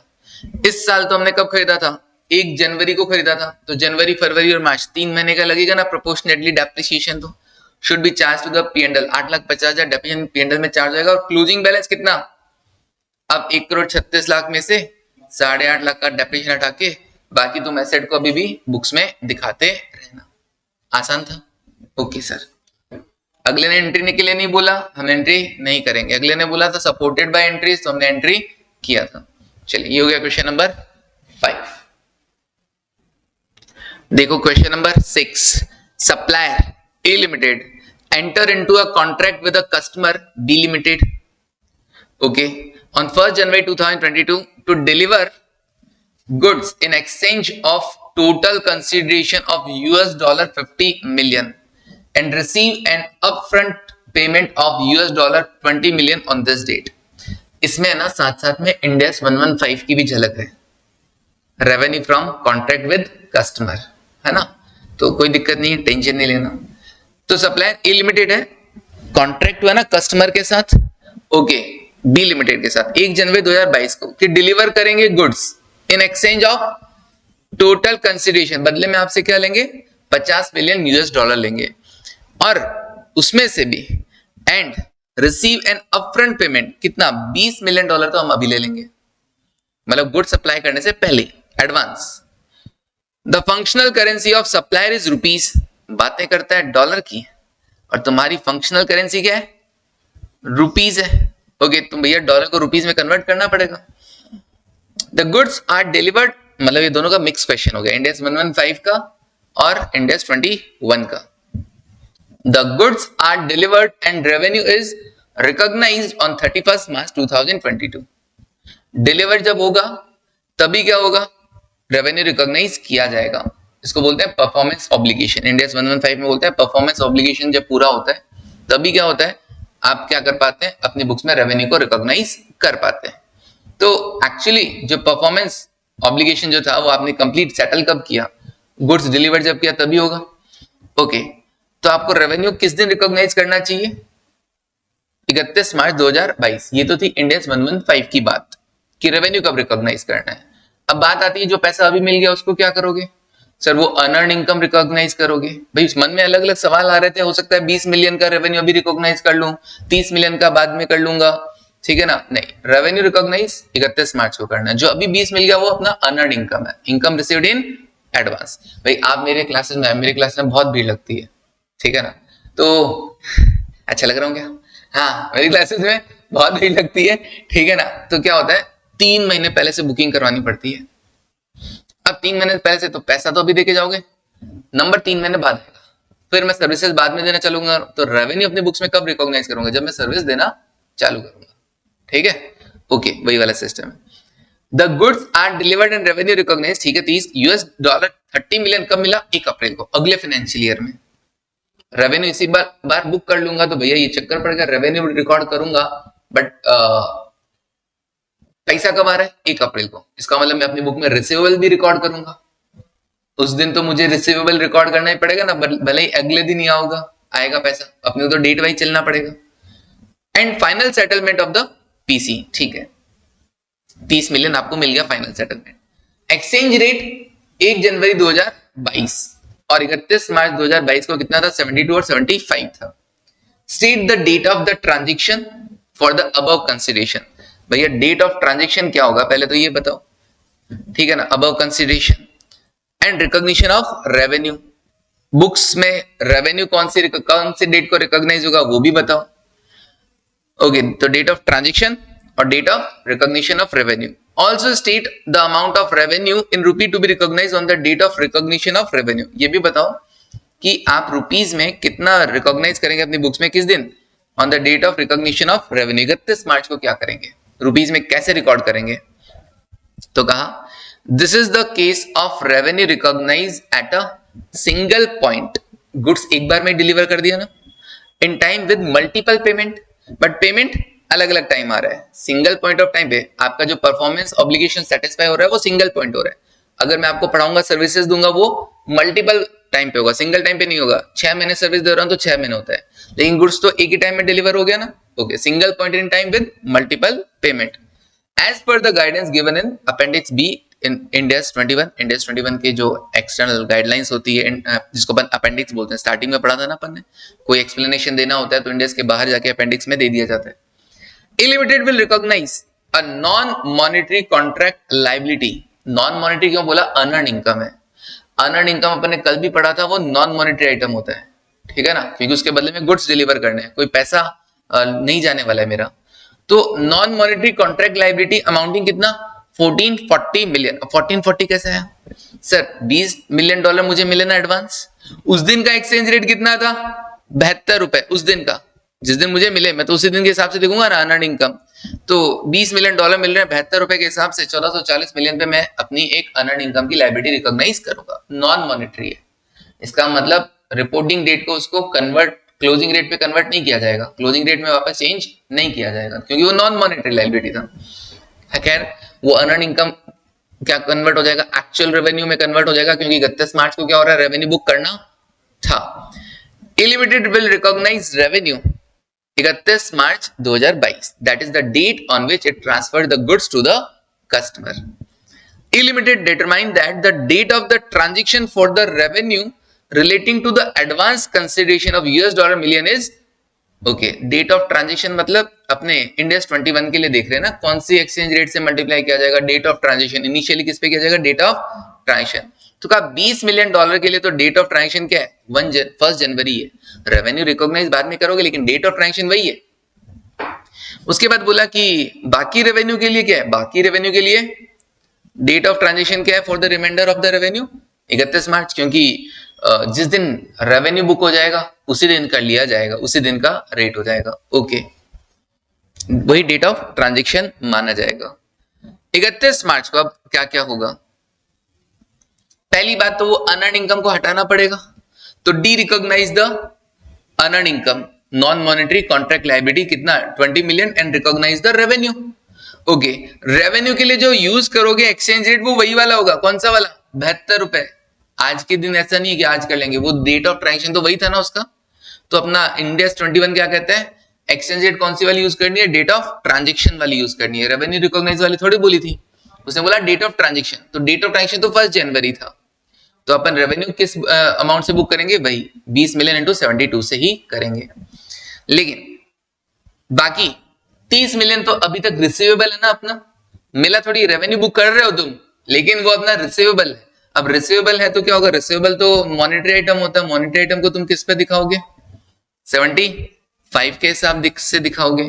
The receivable of 30 million USD is a monetary item, so it should be translated using the closing rate. बस समझ आया, वो जो 20 मिलियन पहले मिल गए थे उसका डेट ऑफ ट्रांजेक्शन वही 1 जनवरी माना गया, 1 जनवरी या 1 फरवरी जो भी था, 1 जनवरी है ना। 30 मिलियन कब माना जाएगा डेट ऑफ ट्रांजेक्शन, जब आपने गुड्स डिलीवर कर दिया, जब अपनी बुक्स में रेवेन्यू रिकॉग्नाइज कर रहे हो, उसी दिन डेट ऑफ ट्रांजेक्शन माना जाएगा, भले ही रेवेन्यू अभी तक मिला नहीं है। रिसीवेबल तो हो गया ना, जैसे उधारी माल बेचा वही तो डेट ऑफ ट्रांजेक्शन होता है, पहले भी तो उधारी माल खरीदते बेचते थे, वही डेट ऑफ ट्रांजेक्शन तो वही होता था। फिर रिपोर्टिंग डेट को बदल देते थे, वही गलत बात है, लेकिन यही रिपोर्टिंग डेट है, उसमें कोई चेंज भी नहीं आया। तो 20 मिलियन का तो 1 जनवरी हो गया, 30 मिलियन के लिए 31 मार्च हो गया। हाँ, हालांकि रेवेन्यू दोनों ही कब बुक की जाएगी, 31 मार्च को ही बुक की जाएंगी। डी रिकॉग्नाइज तो ये हो गया ना, अनअर्न इनकम बुक किया था मैंने, पहले जो मेरे लिए पैसा आया था वो था मेरे लिए बैंक अकाउंट डेबिट, 1 जन को bank account debit to unearned income, bank account debit to unearned income, या यूं कहूं उसका नाम भी लिखता मान लो सामने वाली पार्टी का, तो कौन था,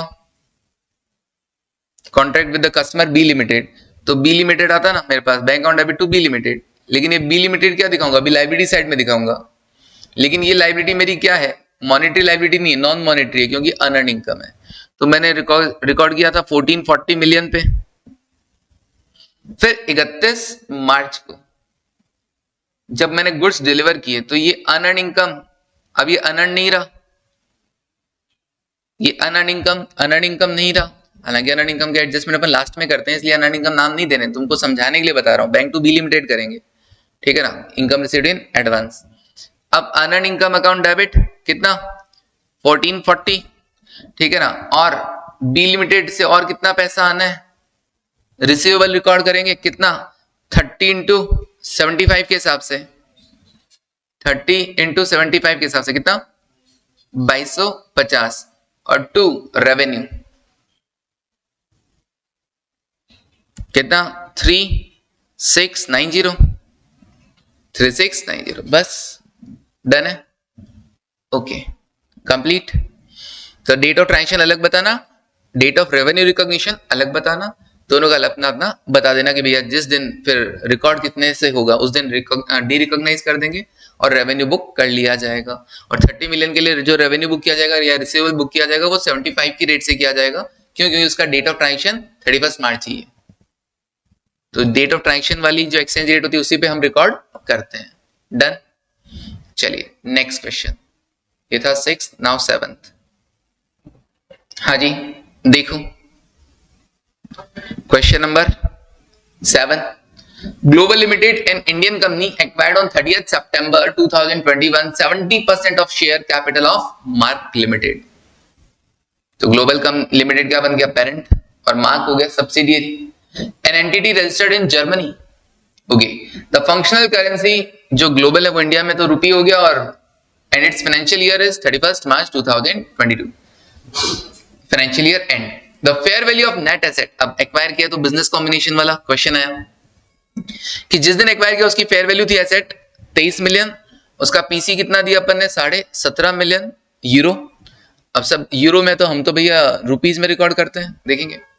exchange rate as on 30th सितंबर कितना था 82, और 31 मार्च को कितना है 84।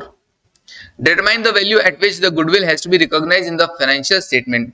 आपको 31 मार्च को बताना है गुडविल कितने पे रिकॉर्ड होगा, और एनसीआई की वैल्यूएशन कैसे करनी है, पीएसएनए मेथड से करनी है, proportionate to net asset method से।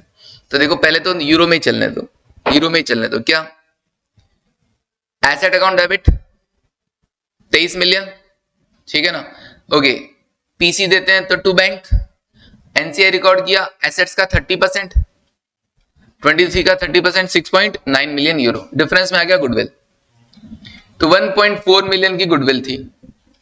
कहा कि भैया 31 मार्च को कितने पे रिकॉर्ड करोगे, तो 31 मार्च को क्या किया जाएगा, जो उस दिन का रेट होगा उस पे रिकॉर्ड किया जाएगा। क्यों, ये कोई मॉनेटरी आइटम थोड़ी ना है, याद करो। Goodwill arose on business combination shall be expressed in the functional currency and shall be translated at the closing rate. क्यों, अरे भैया ट्रांसलेट में एसेट और लायबिलिटी में नहीं देखा जाता मॉनेटरी आइटम है कि नॉन मॉनेटरी आइटम है, तो क्या करेंगे अपन क्लोजिंग रेट पे ही रिकॉर्ड करेंगे। ट्रांसलेशन में नहीं देखा जाएगा ना, ट्रांसलेट कर रहे हैं तो ट्रांसलेशन में नहीं देखा जाएगा। ओके, तो यूरो को अपन सबको किस में करेंगे, सॉरी उसने सिर्फ गुडविल का पूछा तो अपन ने सिर्फ गुडविल का बता दिया भैया। 1.4 मिलियन की गुडविल थी, उसको 84 से मल्टीप्लाई करके 31 मार्च से हम रिकॉर्ड करेंगे, बैलेंस शीट में इतना शो होगा। Done, okay. नेक्स्ट क्या बोला, Mark limited sold goods costing 2.4 million euro to Global, अपने को माल बेचा, ग्लोबल को 4.2, कितना कमाया 2.4 और 4.2 का difference 1.8, okay. The exchange rate on the date of purchase of Global, जिस दिन खरीदा उस दिन 83 था रेट, और जब लास्ट में देखा तो 84 था। एंटायर गुड्स परचेज अनसोल्ड और पड़ा, ये लो अनसोल्ड पड़ा है तो तू मेरा डेटर, मैं तेरा क्रेडिटर। पहली बात तो माल, अच्छा पैसा दिया कि नहीं दिया, रिसीवेबल का बताया नहीं अभी तक। रिसीवेबल का तो कुछ नहीं बताया ना, कि उधारी बेचा या कैसे बेचा, ये तो नहीं बताया। लेकिन स्टॉक अनसोल्ड है तो उसके लिए क्या बनाना पड़ेगा, अनरियलाइज प्रॉफिट बताना पड़ेगा। बताइए उसका अमाउंट कितना एलिमिनेट होगा सीएफएस में से, अनरियलाइज प्रॉफिट। तो देख लो सर, अनरियलाइज प्रॉफिट तो 1.8 मिलियन का था। अब अनरियलाइज प्रॉफिट, क्योंकि पूरा स्टॉक बाकी है ना अभी, तो कुछ मान लो 60% बिक जाता तो 40% ही रहता, तो केवल 40% प्रॉफिट अनरियलाइज होता। अभी तो पूरा का पूरा है। अब मल्टीप्लाई किससे किया जाए, 83 से या 84 से, 83 से या 84 से। जब तुमने कमाया था तो किस पे रिकॉर्ड किया था, रेवेन्यू किस पे रिकॉर्ड किया था, 83 से रिकॉर्ड किया था ना। तो अनरियलाइज प्रॉफिट तो 1.8 है, लेकिन एक्सचेंज रेट जिस दिन तुमने परचेज किया 83 था, मतलब सामने वाले ने रिकॉर्ड कितने पे किया होगा, सेल 83 पे। तो वो प्रॉफिट कितना शो हो रहा होगा फिर उसका, 1.80 इंटू 83 के हिसाब से। ओके ठीक है। As per para 39 income and expenses. अच्छा याद है, ट्रांसलेट करते टाइम जो प्रॉफिट के आइटम होते हैं हम एवरेज रेट से लेते हैं। क्यों लेते हैं एवरेज रेट से, क्योंकि हमको उस दिन का पर्टिकुलर किसी ट्रांजेक्शन हुआ है ना, खरीद जो भी खर्चा हुआ, इनकम हुई, उसका डेट, उसका ट्रांजेक्शन उस दिन एक्सचेंज रेट नहीं पता, उस दिन ट्रांजेक्शन की डेट का एक्सचेंज रेट नहीं पता होता, तो पूरे साल भर का अपन एवरेज रेट से ले लेते हैं, क्योंकि क्वेश्चन अपने को उतना ही देता है डेटा। लेकिन अगर अपने को पर्टिकुलर डेटा पता हो कि ये वाला ट्रांजेक्शन इस दिन को हुआ था, ये वाला ट्रांजेक्शन इस दिन को हुआ था, तो अपन उसी दिन का एक्सचेंज रेट लेंगे कि नहीं लेंगे, सेम डेट का, सेम वही का। भाई जिस दिन इनकम एंड खर्चे होते हैं for each statement of P and L presented shall be translated at the exchange rate at the date of the transaction। जिस दिन ट्रांजेक्शन हुआ उस दिन की एक्सचेंज रेट से मल्टीप्लीकेशन होगा। In the given case translate होगा, purchase of inventory is an expense, खर्चा है, shown in the statement of P&L, hence the exchange rate on the date of purchase of inventory is taken for the calculation of unrealized profit which is to be eliminated while preparation of the financial statement. तो simple, आपने जो revenue book किया या जो आपने purchase book किया वो कौन सी रेट से किया था, 83 से किया था, तो एलिमिनेशन भी क्या होगा, प्रॉफिट बुकिंग किससे हुआ था, 83 के रेट से हुआ था, तो एलिमिनेशन भी 83 से होगा। ठीक है ना। ये परचेज क्यों बोल रहे हैं, क्योंकि मार्क लिमिटेड ने बेचा है और ग्लोबल ने खरीदा है। तो ग्लोबल के पॉइंट ऑफ व्यू से बताना, क्योंकि ग्लोबली तो क्या है, पेरेंट कंपनी है, वही तो डेटा ट्रांसलेट करेगा। तो ग्लोबल के जो फंक्शनल करेंसी है वो रुपीज है, तो सीएफएस में वो रुपीज में बना रहा है, तो रुपीज में बनाएगा तो वो अनरियलाइज्ड प्रॉफिट को भी क्या करेगा, एलिमिनेट करेगा, लेकिन डेट ऑफ ट्रांजैक्शन वाली रेट से। ठीक है ना, क्लियर है वाली चीज।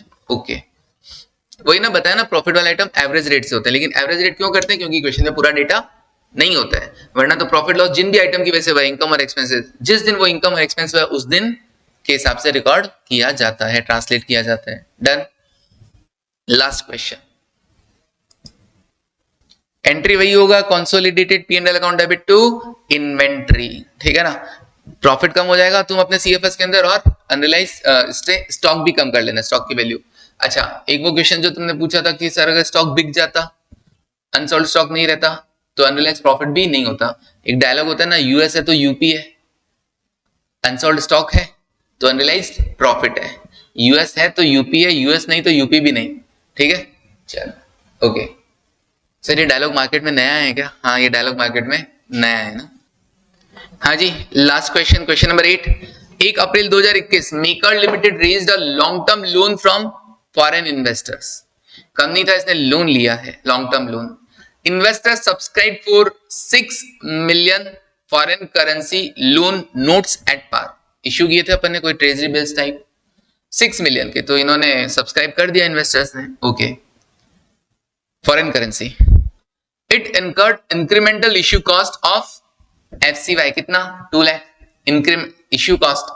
तो ट्रांजेक्शन प्राइस क्या होगा, कम, फाइनेंशियल इंस्ट्रूमेंट, लोन, लाइबिलिटी होगा तो क्या होगा, 6 मिलियन था मतलब 60 लाख, 60 लाख में से 2 लाख तो खर्चा ही हो गया, तो ट्रांजेक्शन प्राइस कितना हुआ, नेट रिसीव कितना, 58 lakh. Okay, interest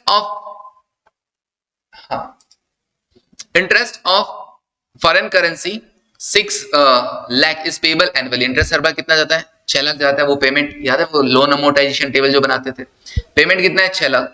loan is repayable कब, 27 में, कितने साल बाद, 22, 23, 24, 25, 26 और 27, 6 साल बाद। इफेक्टिव इंटरेस्ट रेट आपको बता रखा है कितना, 12%। ये भी अच्छी बात है, EIR बता रखा है। फाइनेंशियल इंस्ट्रूमेंट मिक्स हो गया ना इसके अंदर, बताओ कहां कहां से कुछ कुछ भी है ना मिक्स होता है। एप्रोप्रिएट मतलब एग्जाम में ऐसा पूरा दिमाग ओपन रखना पड़ता है, तब जाके ऐसा मजा आता है। द एप्रोप्रिएट, आप सोच रहे हो कि ये चैप्टर पढ़ जाऊं, ये नहीं पढ़ जाऊं, सीएफआर में ऐसा कोई चांस ही नहीं है। सीएफआर में ऐसा कोई चांस ही नहीं बचा कि ये पढ़ जाऊं या ये छोड़ जाऊं वाला। Appropriate measurement basis for this loan is amortise cost. इस लायबिलिटी को किसमें, एसीएम मेथड पे रिकॉर्ड करते हैं। Relevant exchange rate are as follows, क्या 1 अप्रैल 2021 जिस दिन अपन ने लोन लिया उस दिन ये था, ट्रांजेक्शन की डेट यही थी, इस दिन से मल्टीप्लाई होकर हमारी बुक्स में लायबिलिटी रिकॉर्ड होगा। 31 मार्च को इंटरेस्ट भी दी है तुमने, ठीक है ना, तो इंटरेस्ट का चेंज इस हिसाब से होगा। ओके, और एवरेज रेट तुमको बता रखा है पूरे साल भर का 2.42। ठीक है सर, ये एवरेज रेट क्यों होगा, देखेंगे सर। खर्चे वर्चे तो इंटरेस्ट तो डे बाय डे एक्रू होता जाता है ना। ओके सर, फिर तो देखना पड़ेगा, तो इंटरेस्ट तो डे बाय डे होता है, तो एवरेज रेट भी हो सकता है। अच्छा, फिर क्या बोला, advise the appropriate accounting treatment for the foreign currency loan in the books of maker limited, also calculate the initial measurement amount of the loan, finance cost for the year, closing balance and exchange gain, सब कुछ बताना है। Financial instrument का ही question है, लेकिन with effect of exchange gain और losses, foreign currency के अंदर है, ठीक है ना, है फाइनेंशियल इंस्ट्रूमेंट का ही क्वेश्चन, लेकिन इंड AS 21 का बना दिया गया। ओके, अब इसमें क्या है, देखो सबसे पहले जो लोन लिया वो 60 लाख का था, खर्चे हो गए थे अपने, तो 58 lakh is the transaction price, है ना। अब ट्रांजेक्शन प्राइस है, इंड AS 21 कहता है कि जो फॉरेन करेंसी ट्रांजेक्शन है initially recorded at the rate of exchange in force when transaction was first recognise. तो बुक्स में जब रिकॉग्नाइज किया उस टाइम जो रेट था वो था 2.5 रुपए के हिसाब से। तो आप 58 लाख को किस रेट से 2.5 से मल्टीप्लाई करके रिकॉर्ड कर लोगे। ओके, 1,45 लाख पे तुमने लोन की लायबिलिटी बुक्स में रिकॉग्नाइज कर ली। Okay, bank account debit to loan liability, ठीक है sir. Calculation of amortise cost, अब वो टेबल बनाया जाता है, तो लायबिलिटी तुम्हारी अभी ये सब चलेगा उस पे 58 पे 12%, इफेक्टिव इंटरेस्ट रेट 6,96,000, तुमने पे कर दिया 6 लाख, तो opening liability plus interest minus जितना पे कर दिया आ जाएगा क्लोजिंग लायबिलिटी। ओके, तो एट द एंड आपकी जो लायबिलिटी है वो इतना है, इसको भी एक्सचेंज रेट से मल्टीप्लाई करके एट द एंड वाली एक्सचेंज रेट से मल्टीप्लाई करके अपनी बुक्स में दिखाओगे, क्योंकि ये मॉनेटरी आइटम है, क्योंकि इसके रिगार्डिंग पेमेंट करना तय है। ओके, फाइनेंस कॉस्ट कितना बता रहा है, 696, बिल्कुल 696 है। अगले ने पूछा था ना फाइनेंस कॉस्ट कितना है, बता दो, 696 तो फॉरेन करेंसी का है। फाइनेंस कॉस्ट कैसे बुक्स में रिकॉग्नाइज करोगे, सर एवरेज रेट खर्चा है, खर्चे को किस पे, या तो उस दिन की रेट होनी चाहिए, उस दिन की रेट नहीं हो तो भैया ये तो एवरेज इंटरेस्ट तो पूरे साल भर गया ना, तो एवरेज रेट से कर दो। एवरेज रेट कितना 2.42, ये जो 6,96,000 है वो इतना अमाउंट आपकी बुक्स में इंटरेस्ट का खर्चा रिकॉग्नाइज होगा। एक्चुअल पेमेंट कितना था 6 लाख, वो भी किस रेट से, एक्चुअल पेमेंट कब कर रहे हो, एट द एंड, तो वो किस रेट से, तुम जब फॉरेन करेंसी अमाउंट लेने जाओगे बैंक से, तो वो बैंक कितना चार्ज करेगा तुमसे, 2.75 चार्ज करेगा कि नहीं करेगा, तो ये 16,50,000 से पेमेंट होगा। पेमेंट किससे होगा, एक्चुअली पेमेंट तो सेटलमेंट डेट होता है ना, उस दिन कितना रेट है 16,50,000 से पेमेंट होगा। रिकॉग्नाइज करना अलग बात, पेमेंट करना अलग बात। Okay, the loan balance is a monetary item, हमको भी पता है, तो ये ट्रांसलेट किस पे होगा, क्लोजिंग रेट पे होगा। क्लोजिंग रेट कितना 2.75, इंटरेस्ट का जिस दिन पेमेंट हुआ था वही तो रेट है, तो ट्रांसलेट हुआ इतना। ओके, अब सुनो, अब अगर मैं ये देखूं कि भैया स्टार्टिंग में मेरा लोन लायबिलिटी बुक्स में रिकॉग्नाइज हुआ था 16,84,320, ठीक है ना। इंटरेस्ट कितना रिकॉग्नाइज, सर ये तो इंटरेस्ट था ना, ये तो इंटरेस्ट था, ठीक है ना। स्टार्टिंग में रिकॉग्नाइज कितना हुआ, 1,45,00,000, 1,45,00,000 पे लोन क्या हुआ मेरा, रिकॉग्नाइज हुआ। Opening loan liability plus interest due कितने से हुआ, 1,68,00,000 है क्या, 16,84,320 माइनस इंटरेस्ट का पेमेंट कितना हुआ 16,50,000। देखते चलो क्या कर रहा हूं सर, एक तो आपने किया था फॉरेन करेंसी में लोन टेबल, और एक आप कर रहे हो होम करेंसी फंक्शनल करेंसी में लोन टेबल। ओके, जो भी क्लोजिंग बच जाएगा, देखना कितना क्लोजिंग बचता है, देखना क्लोजिंग कितना बचता है। क्लोजिंग लायबिलिटी फंक्शनल करेंसी में कितना आता है, 1,45,00,000 प्लस 16,84,320 माइनस 16,50,000,